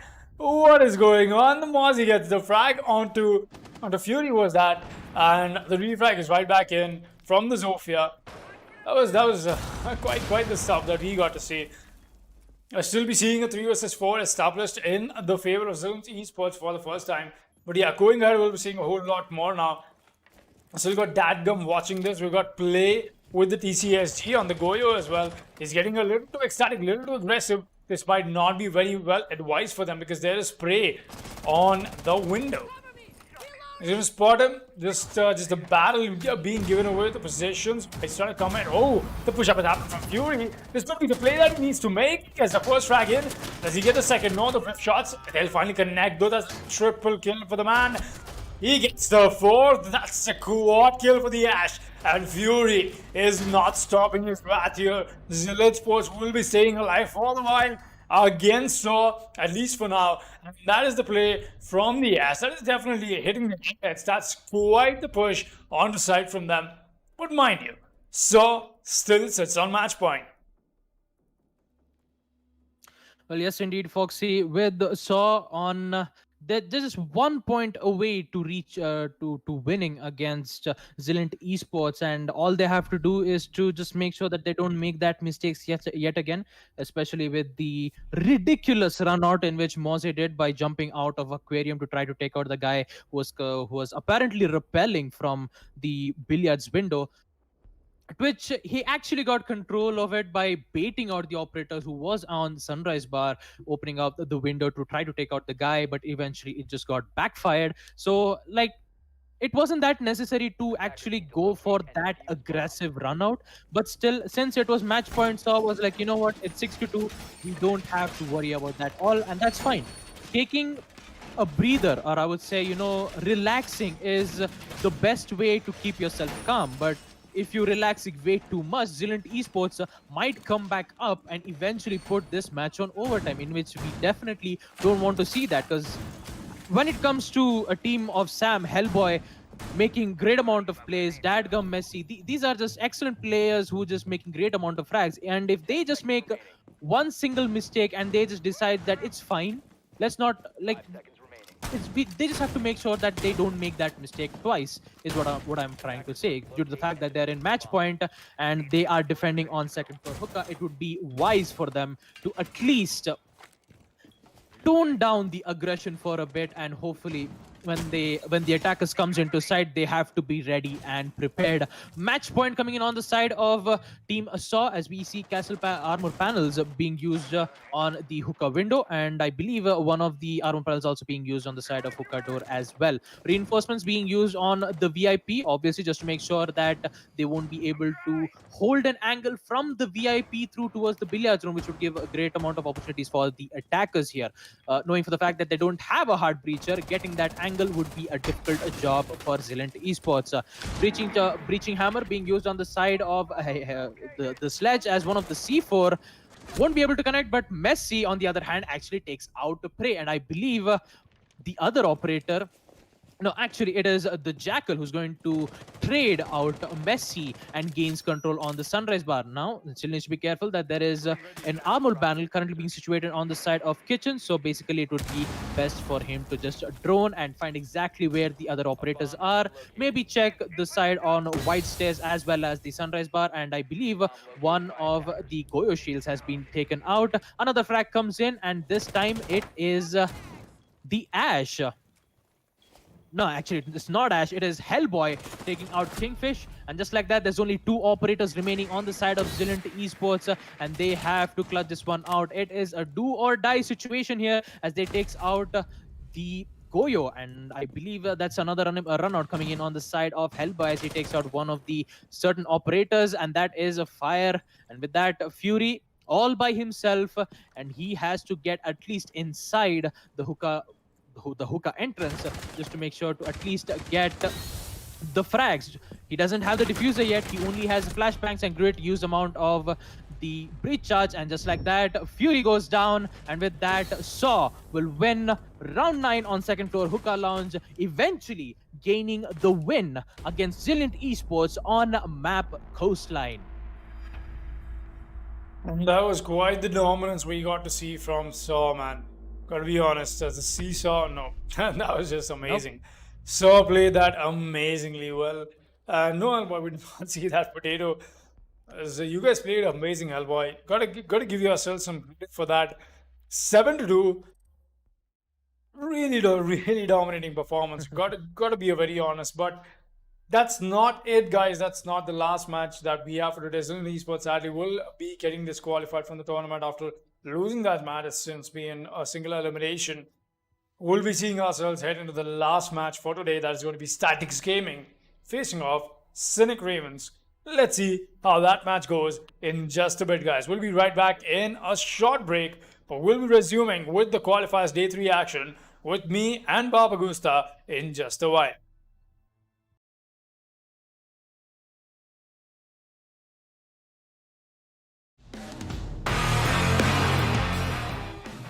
Very ballsy rebound, but Rovnex is here with cover for King Arthur. But there's a bandage trying to pull onto the IQ. And he's going to find another one. Will he find the third? Sophia's inside of logistics right now. And yes, the kill is confirmed. A triple kill for Finnet's as Marksman is going to find fun in the meanwhile. But I believe that was a fusion drop inside of construction. And Finnet's is just going to be holding down for the meanwhile. It's a 3v2. All done to Marksman and play against Leo Tazu and Finnet's. Oh, the shots are fired, and the Nomad will go down to a quad kill by Venetaus, and more shots are being fired. I believe that's Umai fighting the Hibana, so I have an idea at least. And the Bandit should go for the speak any second. Oh, yes, he will, and the kill is confirmed! Venetaus with the ace for Sage Elite. The man really came alive in this round. And careful because he's exposed on one angle, which is quite surprising. It's quite impressive to see, and whoa, that's a really great shot there from Extend taking out Hussein. The pings are being spot on, and the push is coming in from the Nomad, and he'll eventually get the head of and he will eventually get a double kill.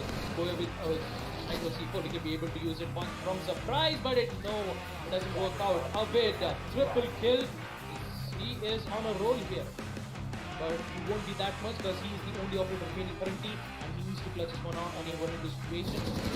He still needs to know that there are two players who's currently situated from the bakery. He sees the head, and he'll eventually take a vid and gets a quad kill. Just Noctis remaining here. Angles being opened up. He doesn't know exactly where the location is. Pins being found out from Nomad. He still needs to be careful. He has to go for the frag. Goes to the vault in. Sees the head of Echo, and he will get it. Action with the ace, and they will win round 6 as almost Walkover. Will be more than happy to take that kill. Ball still scanning away more than enough himself for his team. That's gonna fire from below. Psync done so much damage is down. And will the kill be confirmed any second? Now the heartbeat scanner comes out. He's gonna see the slow movement, and the kill should be confirmed. Not quite. Spaceman, you're very close to taking the ash out, and if Seeking Donut goes down now, then Darkness Esports will be in a back position. But shots are fired from Diego. What a headshot from Spaceman! He's gonna confirm while the reverb is coming off. 3 will it be spotted on his hands? Shots are fired, but no. The moment of creation is a form of magic, where an off becomes an on, a 0 becomes a 1, then another, and another, until, deep in the complexity, you discover order, speed, reliability, power. Experience the WD Black NVMe SSD.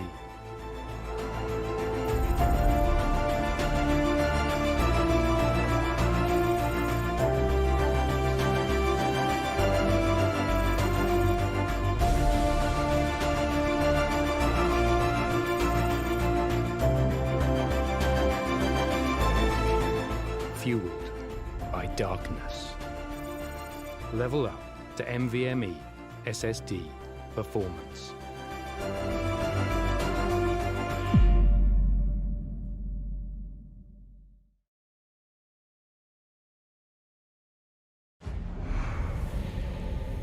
Numerous forces aimed at the Earth.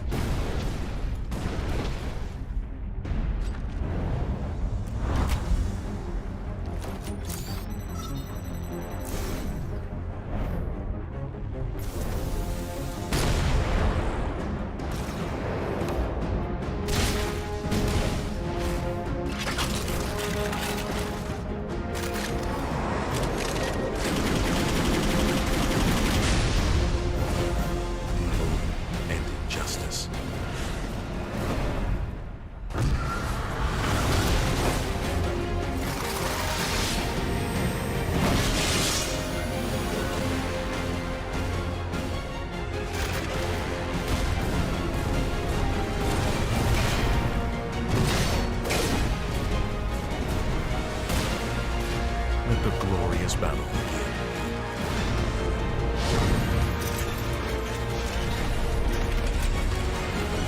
begin. Geared up for victory. LG Ultragear Gaming Monitor.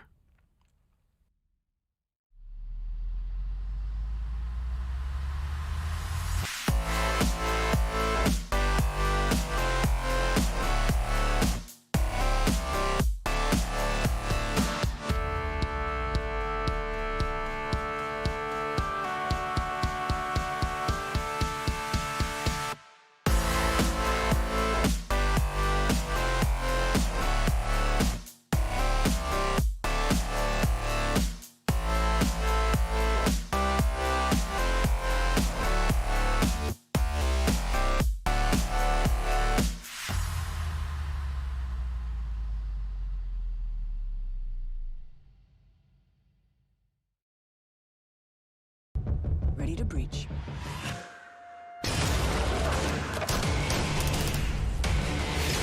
Go, go, go! Follow my lead!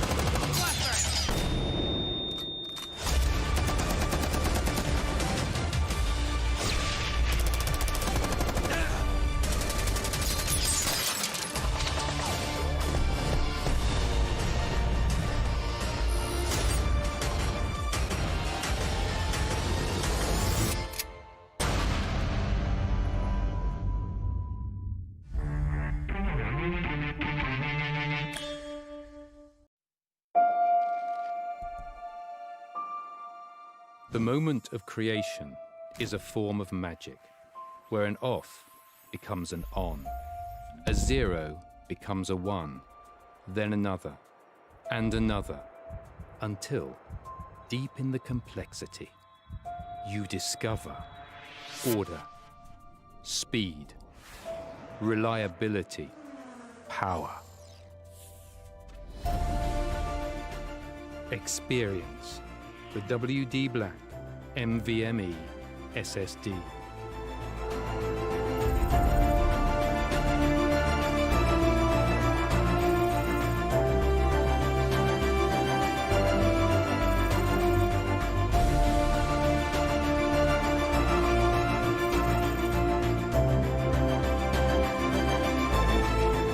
Fueled by darkness. Level up to NVMe SSD performance.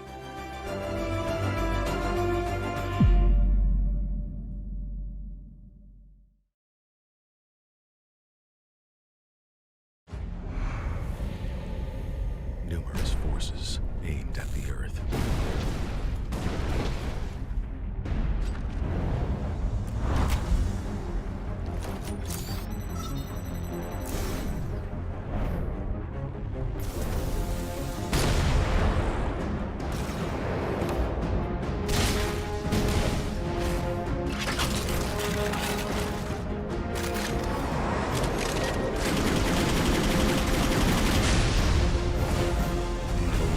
And injustice.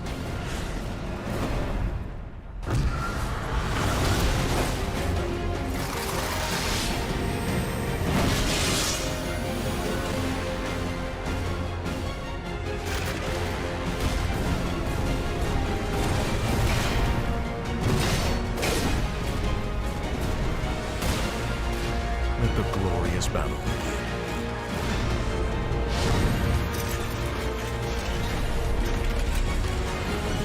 Geared up for victory. LG Ultragear Gaming Monitor.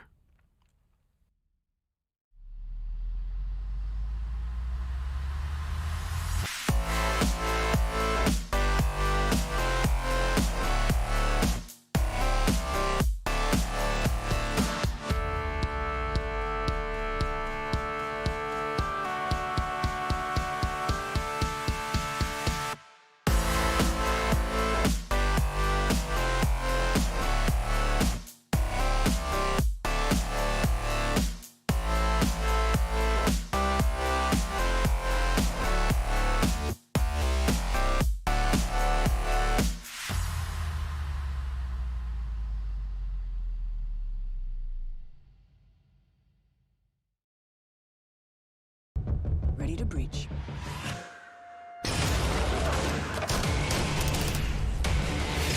Go, go, go! Follow my lead!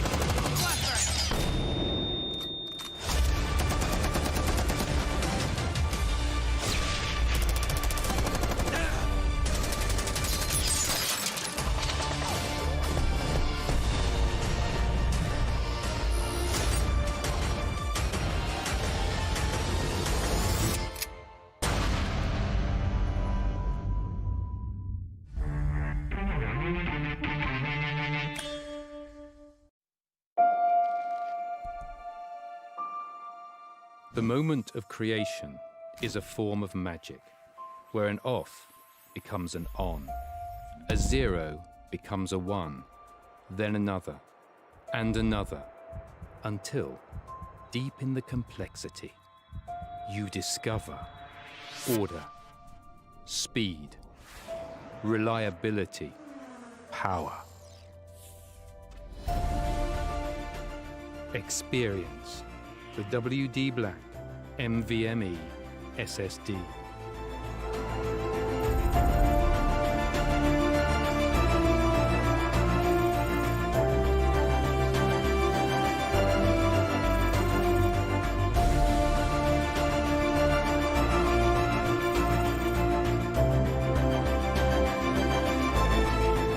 Fueled by darkness.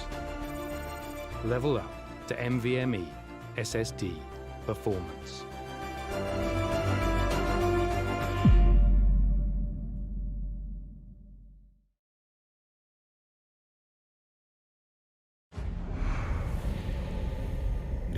forces aimed at the Earth.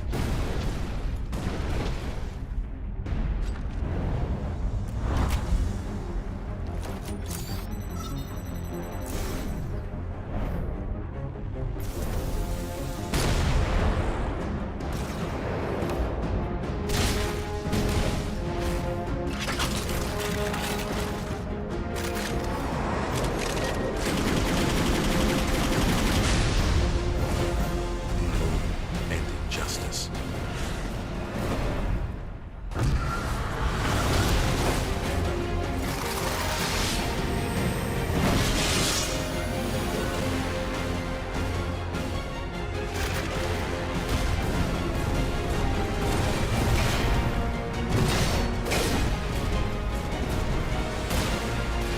Let the glorious battle begin.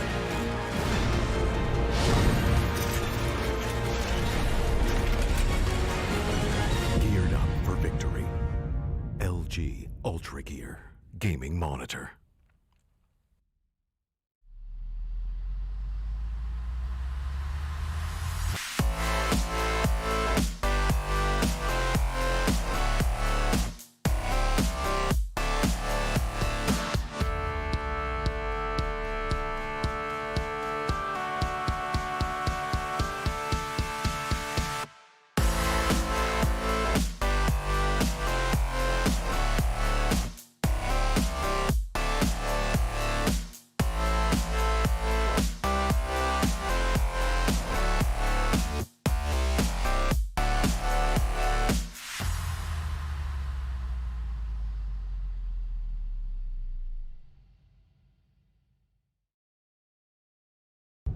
Ready to breach.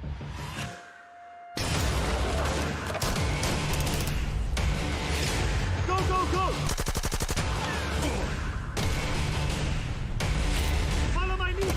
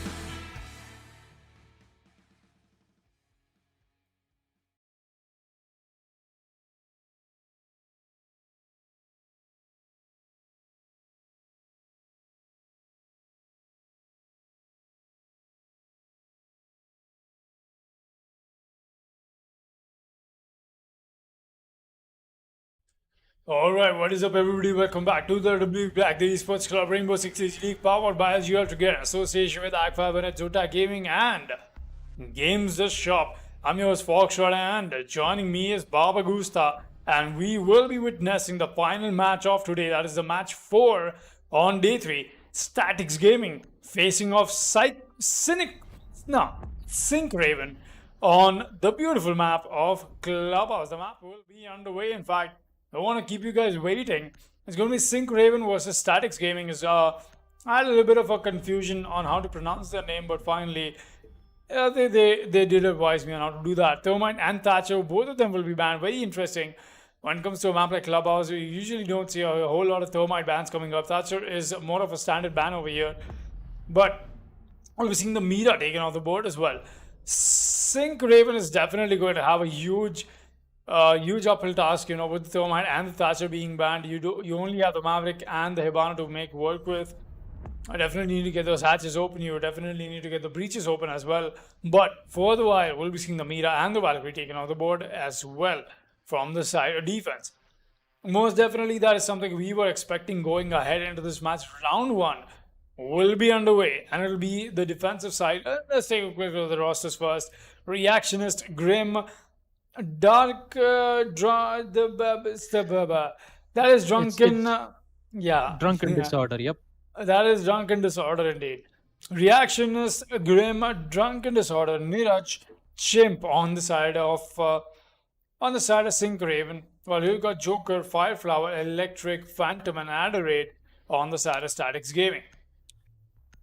Definitely got to give it to Psync Ravens. They've officially entered my list of weird names for teams and for players as well. But going ahead, we'll be finding a whole lot more of that. The first side is going to be Church and Arsenal coming up from the side of the defense first. We've got the Kaid in the play. That's why Adorate is going to bring that up. Fireflower will be playing the Jaeger. Electric will be on the Bandit. Very, very true to his name, Electric, playing on the Bandit. I've got Phantom on the Legion as well. Adorate is brought up the Kaid. That is the double electric denial that I'm expecting from the side of the defense.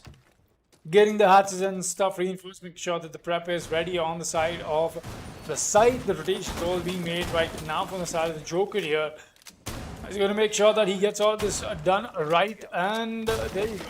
The final shotgun shell is in. And the rotation hole has been made. Going on into this match, definitely I'm expecting a whole lot more from them. As see how that turns out going ahead. Right here, Adorate trying to make his way back before he gets caught off guard by any possible attacker, but for now that is not going to be the case. Reaction is the hollow on the Maverick. They're going to be making sure that all of this is well and accounted for. The push-up will be happening, it looks like, from the side of the blue stairs, or at least for the while. They are a little too invested on the side of stock. Maybe they're expecting a possible CCTV hold from them, but then again, it's the same set of orbs that you can use for the same as well. So yeah, we get it. It's okay.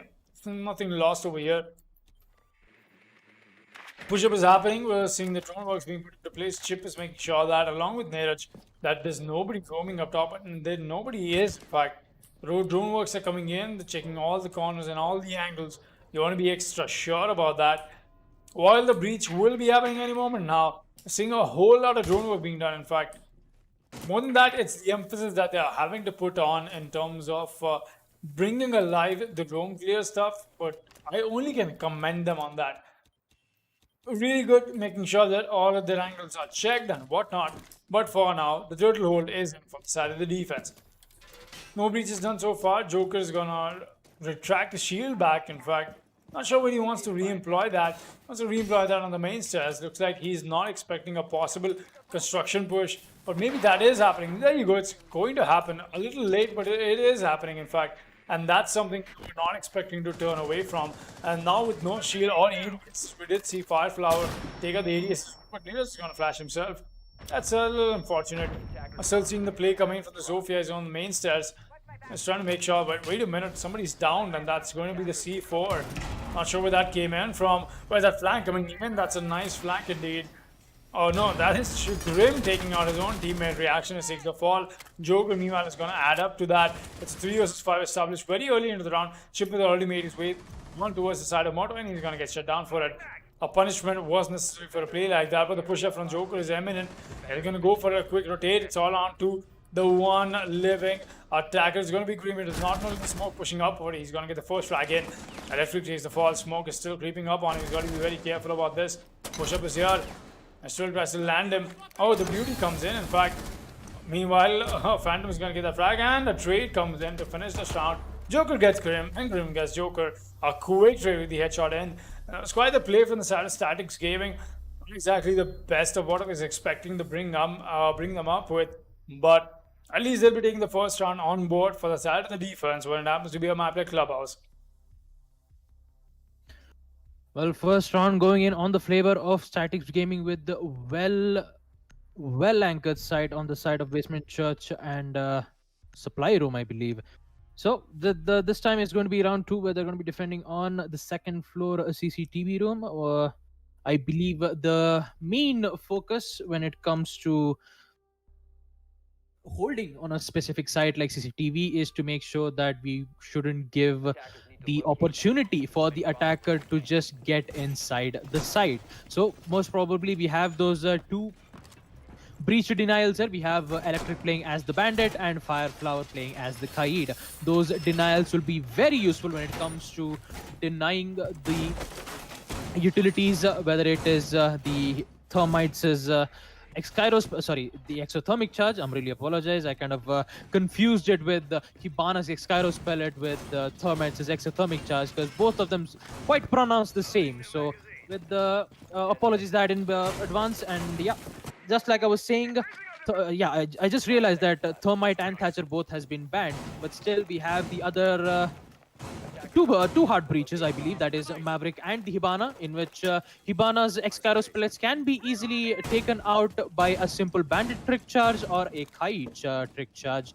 But since that there is a Maverick being in play, especially the Reactionist, who is currently being spawned on the side of Warehouse, with the frag grenade and the holographic sight of the M4 assault rifle, he's going to be able to take out the walls without having any problem. Indeed, he's just going to be a little bit, taken reduced damage due to the Bandit charges if he does not do it carefully. He actually does do it carefully, succeedingly opening up the topmost walls, and now he has to open up the down where he eventually can be able to see the head. He actually downs and confirms the kill. He's going to take out a Joker, but in the end we have a Chimp trading out as he takes out a Joker, who was he actually gets the kill, but in the end he eventually gets wall banged from the CCTV wall as he opens up so your lifeline to open up the wall of CCTV room. Drones coming in on the side of attackers as they try to drone out the side of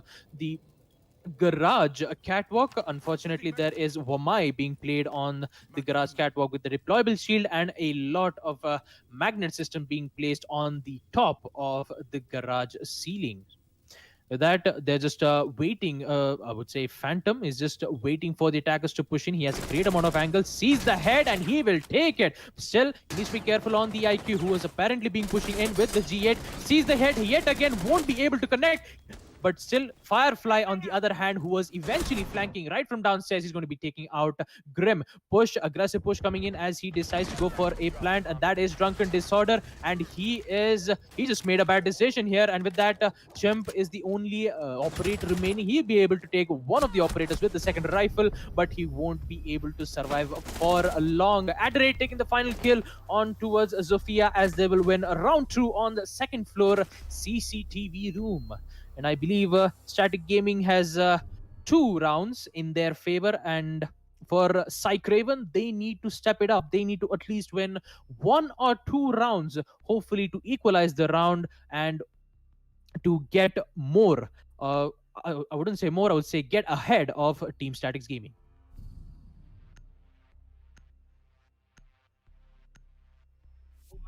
We're getting to see quite the play from the side of the defense right now. Staticz Gaming is at it. They're not letting Psync Raven to even get 1 round on board, at least not for the while. And that's how Clubhouse as a defender works. They're making the best out of the situation. But also, it's been some mistakes that we are able to see that Psync Raven is making. Having to do that Maverick trick very meticulously, but we are still not able to see them do that. As these little things matter, having to lose your man count early into the match, not something you're expecting to be doing, but yeah, you still be doing it. We'll be seeing the Jaeger, the Raid will be playing here. He's got himself a nice extended roam for himself, and the way it looks like Staticz Gaming is looking very strong, in fact. We got Phantom, he's running. And then the mute, we got Joker as well, the SAS Praetor. As for some of you who do not know who Joker is, it's Price from V5. That's right. So we'll be expecting a 11 of gameplay from him as V5 right now sits in the Division 1 people. That's right, a Tier 1 team. Being a manager for the Tier 1 team is brings you so much more up at the stake. I'll be expecting a whole lot more from Price as that's how it goes, man. Don't care if a Price comes back and tells to me that's a little harsh on me, Foxy. I'm the one who plays, but hey, man, you're the one who manages it, so might as well pick something useful from them, right? Price, no, it's been amazing. They've been winning 2 rounds at least back to back. Yes, Baba, sorry. No, yes, I was just agreeing the fact what Price said it to you, right? Right. I was just agreeing. Yeah. Definitely. We'll be seeing that, and so far we have seen that. 2 rounds of amazing dominance that we're getting to see from Staticz Gaming, but going ahead, we'll be seeing a whole lot more. Let's see how that turns out for them. Joker still holding down at his price, obviously. The Phantom is getting tagged along, not sure from where though. The breach is still going to be happening. Electric does not want to go for the bandit trick. Seeing the jacuzzi wall finally being opened up, they won't be using the Maverick for that for some reason. That's a great place to mute the Maverick in. The ad rate is going to get the first frag in for himself. Chimp is going to go down. No more of the monkey business anymore for the side of Psync Raven.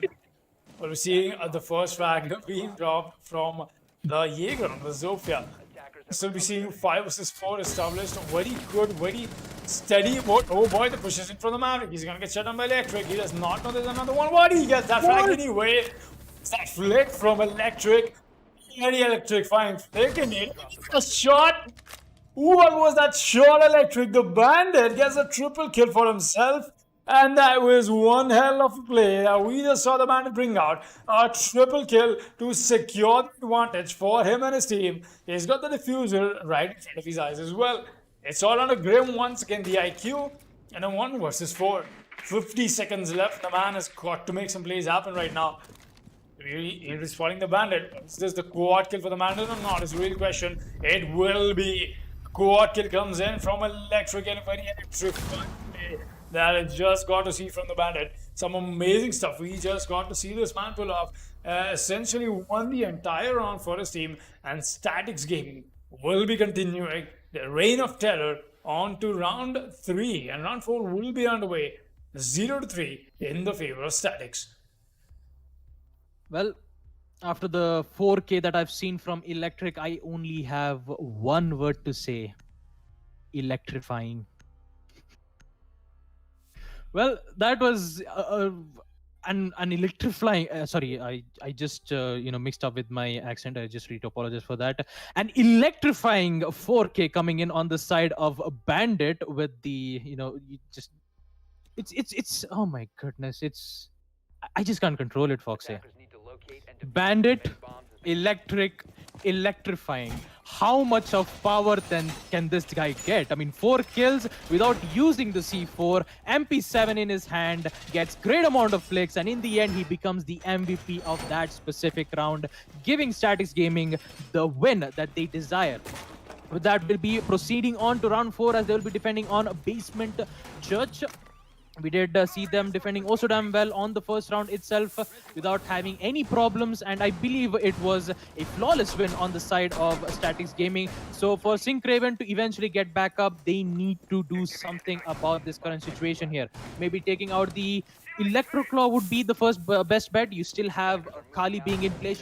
You can be able to use Kali's ability to at least take out the Kite's Electro Claws, or take an IQ or a Twitch to maybe disable those Electro Claws, because if you don't take out the hatches which has been electrified, opening up those hatches would be a difficult task for the defenders to not only get an angle but also to get into some particular sites here. So the main objective is to either open up those hatches or open up the walls of the search. They have a great amount of possibilities to get onto, and they will decide to push in on kitchen. They won't be pushing from the blue room, or they won't be pushing from the stairs. I believe they will be pushing one from the kitchen and one from the main stairs to hold an angle, and hopefully this site would be they're just going to make sure that they would get the sight on Church as best as they can. Pre-fires coming in onto Phantom, hoping that he would be able to take out one specific operator was who will be arriving from the kitchen. It's basically a main pre-fire,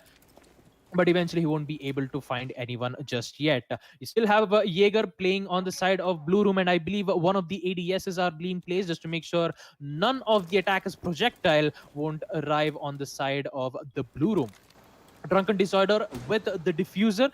I believe he is on the side of kitchen, in which he can be able to open up those hatches, as we see one of the C4s being used on the side of Electric, as one of the C4 on the side of Static Gaming is down. But still, you have Adderate playing as the kite. He has the C4 in place. Neeraj, on the other hand, gains the upper hand as he takes out Electric. And just like I said, it Adderate with the C4. He's going to take out the Reactionist. A very important kill as the Maverick is down. Still, you have Hibana playing on the bar room as Fireflower Wiz on the flank. He's just waiting for the attackers to pop out. This is a wonderful opportunity for Jaeger to pick out 2 to 3 kills, but Grim is actually capitalizing on the situation, taking out Joker on the side of Arsenal Room. So basically, on the side of Staticz Gaming, Psync might be, the Psync Raven might be have an opportunity to get out here, and it is going to be denied instantly from Phantom and Fireflower as they take out 2 of the operators on the side of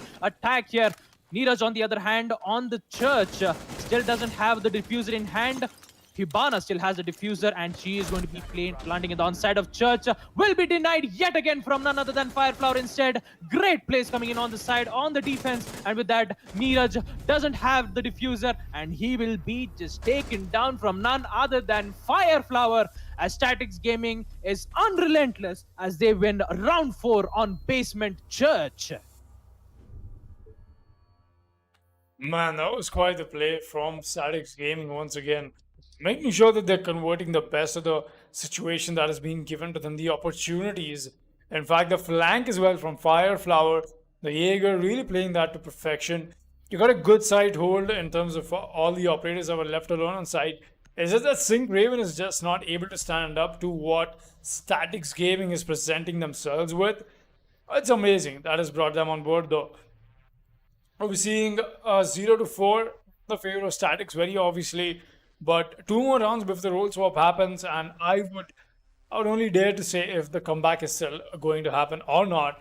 Let's see if that is going to be the case or not. I really don't want to count out Psync Raven out of this equation because they obviously haven't given up yet. They want to bring out the best that they have, but it's a little difficult with the type of bans that they've come out for themselves. They themselves, I think, chose to ban Thermite, and I'm not sure, man, where they were going with it. Tripling yourselves of such a huge disadvantage, already saturating the meta in that way, should not be doing that. Definitely not. Going ahead, we'll be seeing a whole lot more of that. Let's see what happens though. Electric making sure that all of those drone works and the batteries and whatnot are coming out from them. The reinforcement of the wall will be done, main wall will be done in the last moment, but it is done before the action phase goes live. We'll still be seeing Grim bring out the IQ this time around. He's running the Commando. We got Neeraj on the Ash as well.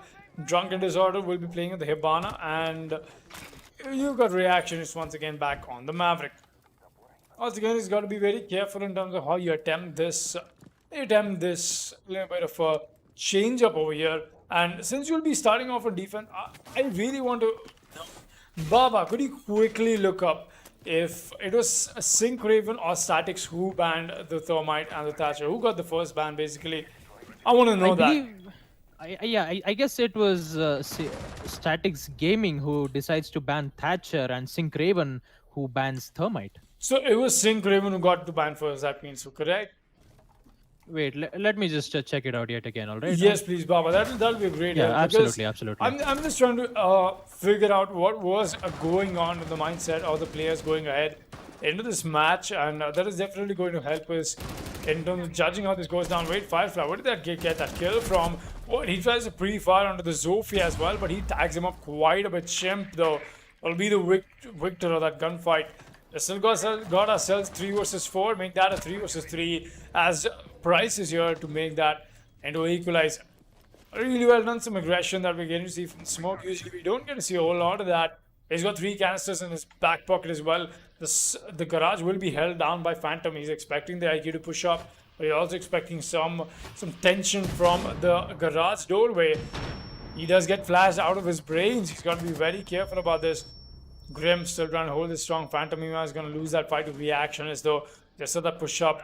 Adrade and Joker, all that is left. And looks like Psync Raven will be having the first round on board.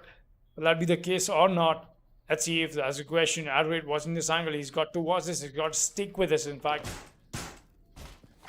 Joker making sure that was barricaded well and done, so he doesn't have to take care about that later on. But Adrade has got a really huge responsibility to pull off. And more than that, Joker's gas canister is what is going to act as a denial for the plan coming out from the side of Psync Raven. Psync Raven is what I'm inclined to say, you know, the way they have their name up. But yeah, most definitely. A nice angle being employed by Adrade as well. We're still seeing Joker hold this down. He's waiting for a possible rotate. But the plan is already going down. Joker's gone for the rotate. He's going to get the diffuser. No, he's not going to get it. But Adrade is here to get that frag in for the diffuser planter. Going to fall back. Joker in a 1 versus 2. He's definitely going to help him. Oh, the smoke babe comes out. That's a nice toss, in fact. Got to go for the rotate. And now, plant is still going down. Plant is off. He's going to get the first frag in. But there's a Maverick right outside the breach. He's got to be very careful about this. The offbeat of the diffuser being planted here is not exactly on. It's not exactly on the breach. That means you can go for the counter diffuse and bait reaction and start. It's a 1 versus 1 that Joker has to win if he wants to keep his. Whoa! Joker does win that. The triple kill from the man is going to secure himself and his team another round on board. What was even happening in the mind of the attackers? I'm not sure what went down over there, but Staticz Gaming are owning in this matchup. Psync Raven not having a great sync right now themselves. It's just been Staticz Gaming all over. Round 6 is already underway and 5-0 is the scoreline. Well, 5-0. Baba, Yep. now that we have some time, I wanted to ask who banned the Thermite or the Thatcher? Well, Foxy, to confirm your suspicion, it was Psync Raven who banned Thatcher, and Staticz Gaming decided to ban Thermite. Alright, so the way that looks out is Staticz Gaming banning Thermite, taking on the advantage early on. Alright, they happen to be on defense, so banning Thermite is a win-win for them. Not banning the Thatcher, mind you. Thatcher very important in getting the denial away. But somehow, Psync Raven saw that this Thermite ban will still stick to the Thatcher ban. That's not the play. You know, you've already been crippled of a hard breach potential. Thermite is a very, very important operator, at least until Ace comes into play on the competitive. You should have gone for a different ban, is what I'll be saying to Psync Raven. Because that's the way it works, man. That's the way Clubhouse is played. You want that extra set of hard reach, despite you walking into this match with the Maverick being played. I get that. It's good. It's great and stuff. But why not take the fight to your opponents? You know, take it in a little bit of a daring way. More than that, take it in a little bit of a statistical advantage way, a mechanical advantage way. Take it with the Thermite on board. But no, we did see the Thatcher ban come out, and that is a bummer to see. And they happen to be on the receiving end of it because they're the ones who are sitting on attack. Staticz Gaming played that to perfection, man. They got the Thermite out of the way, and Psync Raven banned Thatcher for them. How more comfortable can you be on defense with those kind of bans? The Kaid is also not banned, so I'm not sure, man. I'm not sure if Psync Raven has thought their bans through, so yeah. It's looking really great from Staticz Gaming. Going ahead, we'll be seeing a whole lot more of that coming up. 5-0 is the score, and round 6 will be underway, but I still am rooting for Psync Raven to pick the pace up. But it looks like it's highly unlikely at this point. It's been a series of unfortunate events for them. Let's see how that turns out going ahead into this match. Right, with that we'll be seeing Hibana using her stun grenades to exhaust the ADSs in which she will succeed. But the only problem is they don't have enough intel on how many ADSs being present on the side of the jacuzzi wall. If there is more than 2 ADSs, throwing the nade would be a very difficult idea. And there you have it. Ash is going to be throwing one of her flash grenades, and with that the confirmation has come in. Throws the nade, and hopefully that nade will be able to take out both of the bandit charges or from the Kaid charges. Just to confirm comes, he's going to be able to take out another frag grenade, which will be able to work out. But there is another bandit charge. Will it be able to suffice? Yes, it does. Electric with the electrifying plays will succeed by taking out a lot of utilities on the side of Psync Raven, having no answer to give on the side of Staticz Gaming. Man, oh man, Electric is on form right now. And with that, Maverick is forced to use his breaching torch to open up the wall of Jacuzzi. A lot of utilities have been wasted. A total of 6 flashbangs and 2 frag grenades has been wasted on one particular road. And with that, Staticz Gaming has the opportunity here, and that opportunity has just grown up. Fireflower taking out Chimp, but we have the trade-off coming in as Grim will be there to take out Fireflower. A normal trade, but a welcomed one. But we have Reactionist being also damn angry as he takes 2 kills, Joker and Electric. With that, 2 of the operators gone, 1 on the stage, and I believe 1 who was trying to push in. With that, Phantom and Adderate are the only 2 operators yet again. Reactionist is not going to let them out alive, and he gets 3 kills. This is going to gets up from none other than Grim himself as he picks up the diffuser, and he will decide to plant on the side of Gem. Sees the leg of Hibana, won't be able to connect, and he needs to be careful because there is 1 operator playing on the window of bedroom and 1 from the console office. The pre-fires and crossfire comes in as Psync Raven will finally answer the statement as they will win 1 round on second floor Gym. And we are going to be seeing a role swap on round 7, where we'll be seeing Psync Raven on defense.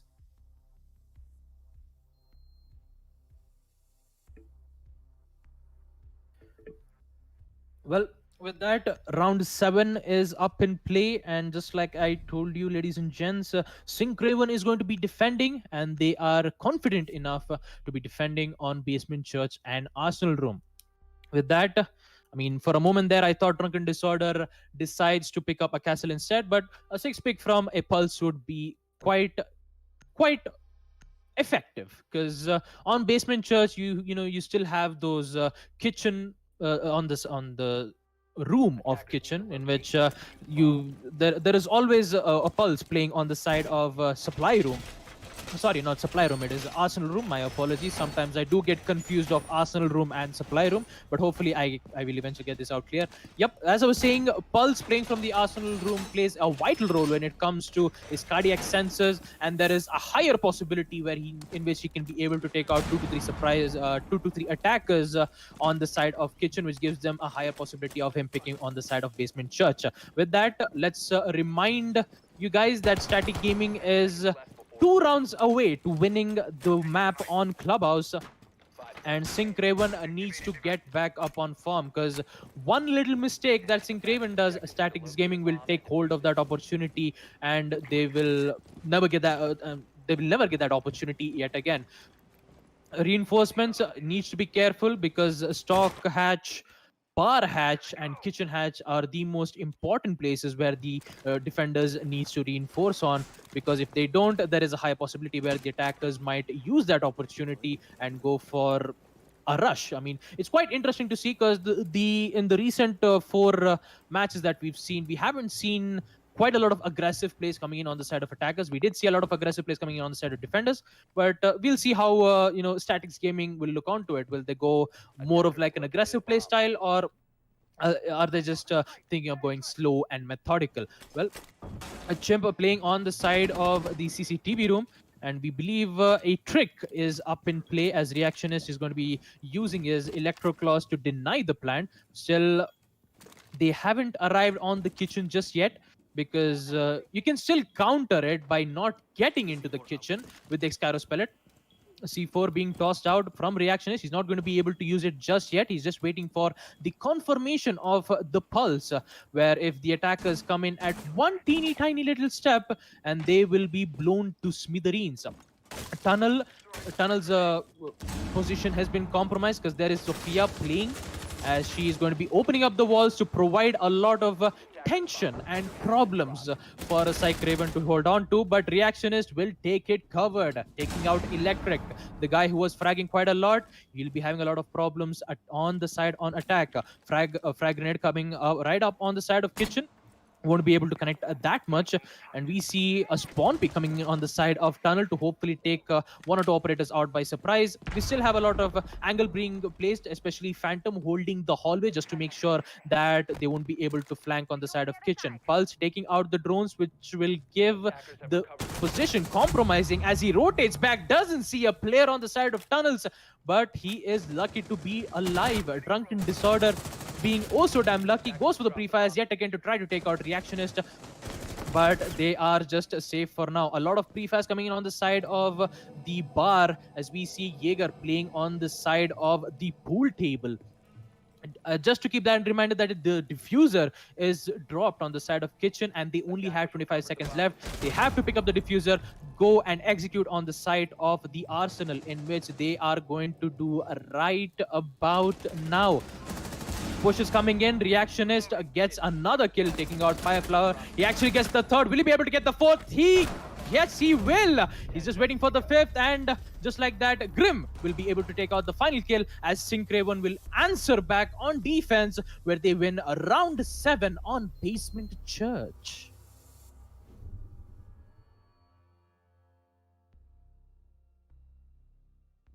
Great hold coming in on the side of Psync Raven as, I mean, they did, however, successfully wasted a lot of time on the side of attackers and well played on the side of Reactionist, playing as the Kaid with the AUG, taking 3 important kills, where we actually did see 2 players dropping in on the side of Kitchen, not being able to get those kills, and the final kill with the revolver. Well, kudos to him, and with that we'll be seeing round 8 as they're going to be defending on second floor CCTV room.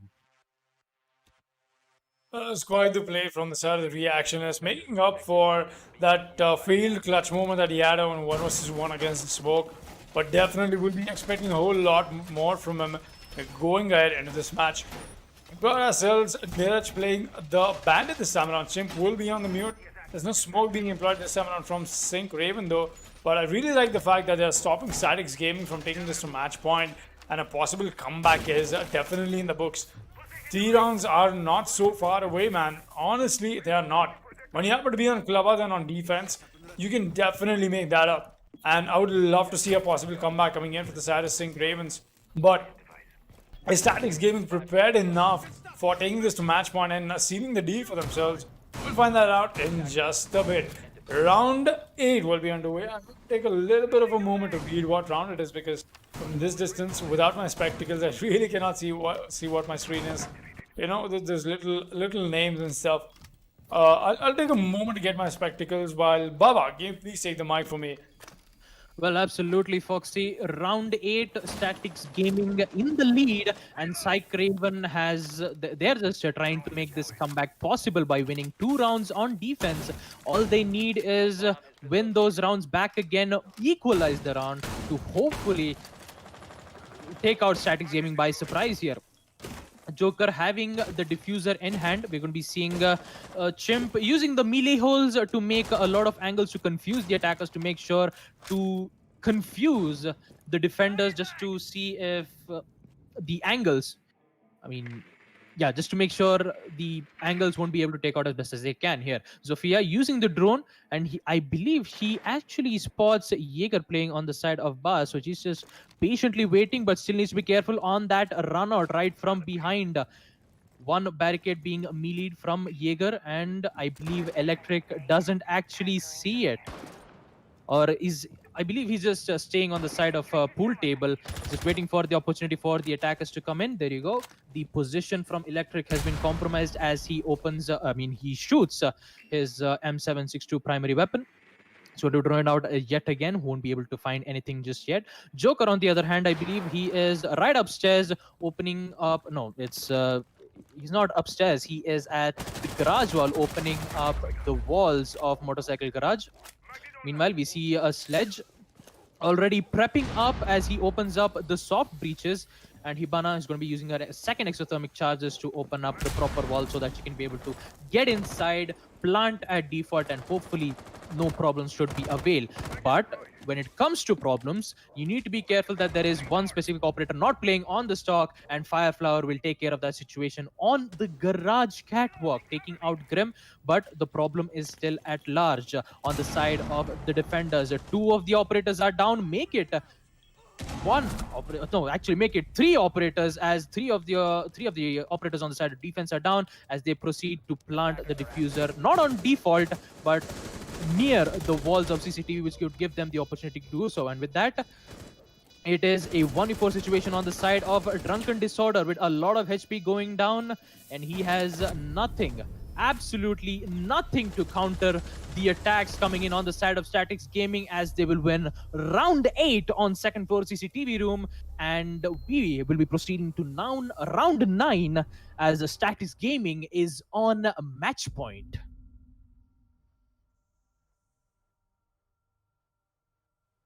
Alrighty then, 6-2, and finally it'll be Staticz Gaming taking it to match point. Took them a while though, but I don't want to give up on the side of Psync. They've definitely been putting the runs since they happen to stay on defense, but looks like CCTV was just not the site for them. We'll be seeing them go to gym and bedroom once again. Niraj from the Bandit onto the Bandit. 200 IQ 6 specs, people. Yep. I talk about this quite a bit. I talk about this quite a bit. You know, I don't. Oh, 6 pick is a ticket that you want to use very, very carefully. It's not awarded to everyone, and more importantly, it's only to one. It's a little bit more of a throwing off your defenders or your attackers, for that matter. But yeah, going ahead, we'll be seeing them hold on to the side of the gym bedroom. We've got the SAS.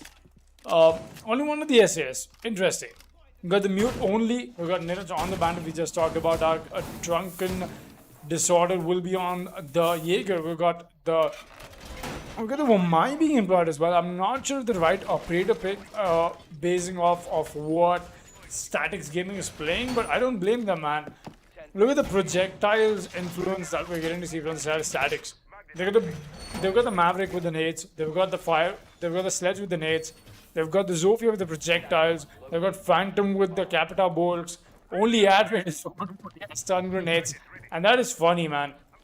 We've got to give them that, because the Wamai is definitely going to have a hard time making sure he counters all of these projectiles once and for all.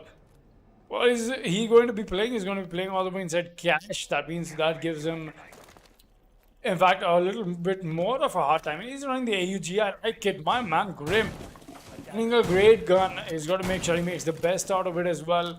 You don't want to lose gunfights with that gun. So much damage that it happens to offer.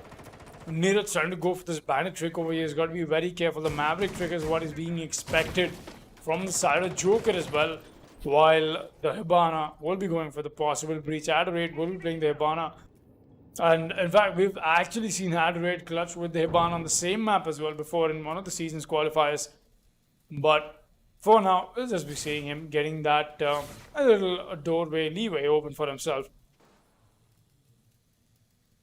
Niraj watching the Psync, making sure that the nades and whatnot is being stopped, or if somebody happens to take out the Bandit trick, he's going to be the first one to make sure he stands up to his name.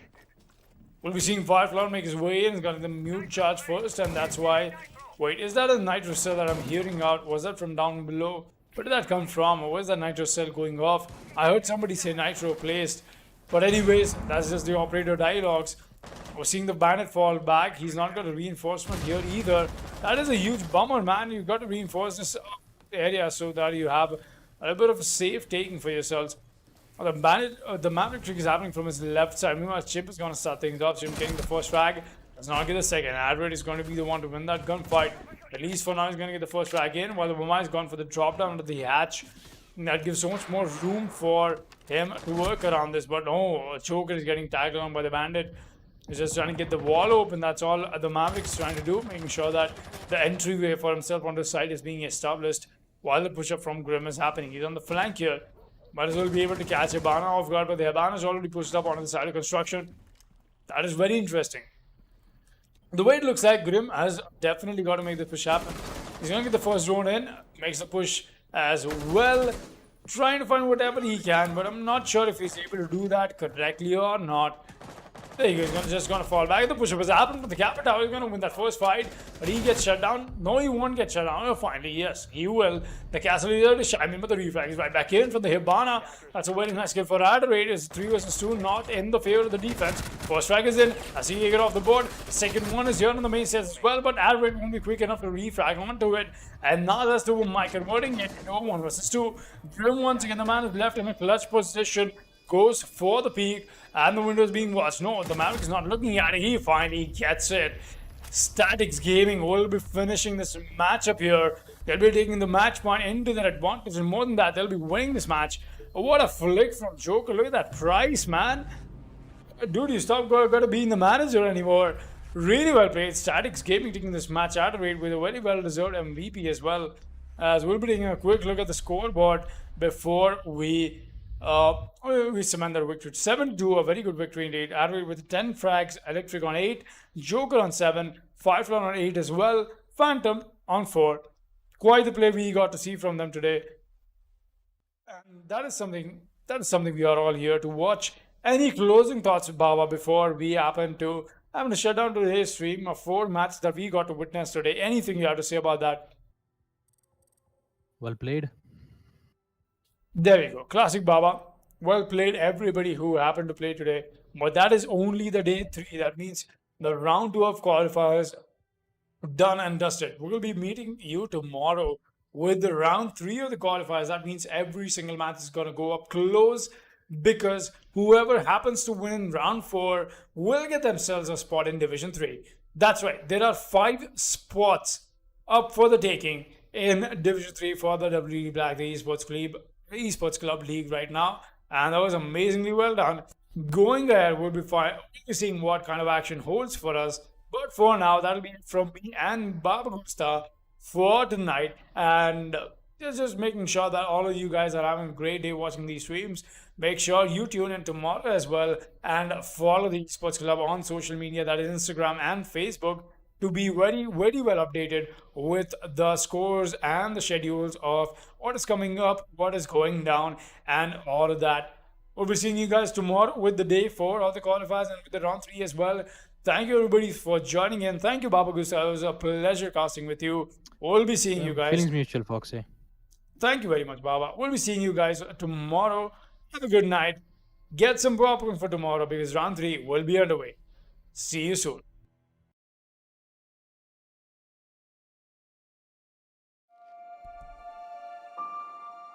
The moment of creation is a form of magic, where an off becomes an on, a 0 becomes a 1, then another, and another, until, deep in the complexity, you discover order, speed, reliability, power. Experience the WD Black NVMe SSD.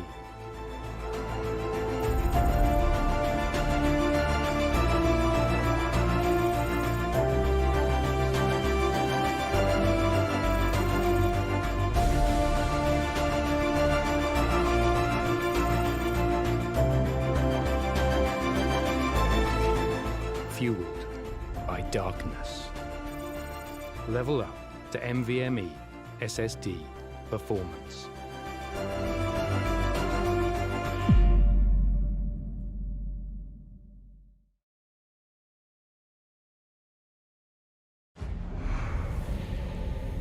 Numerous forces aimed at the Earth.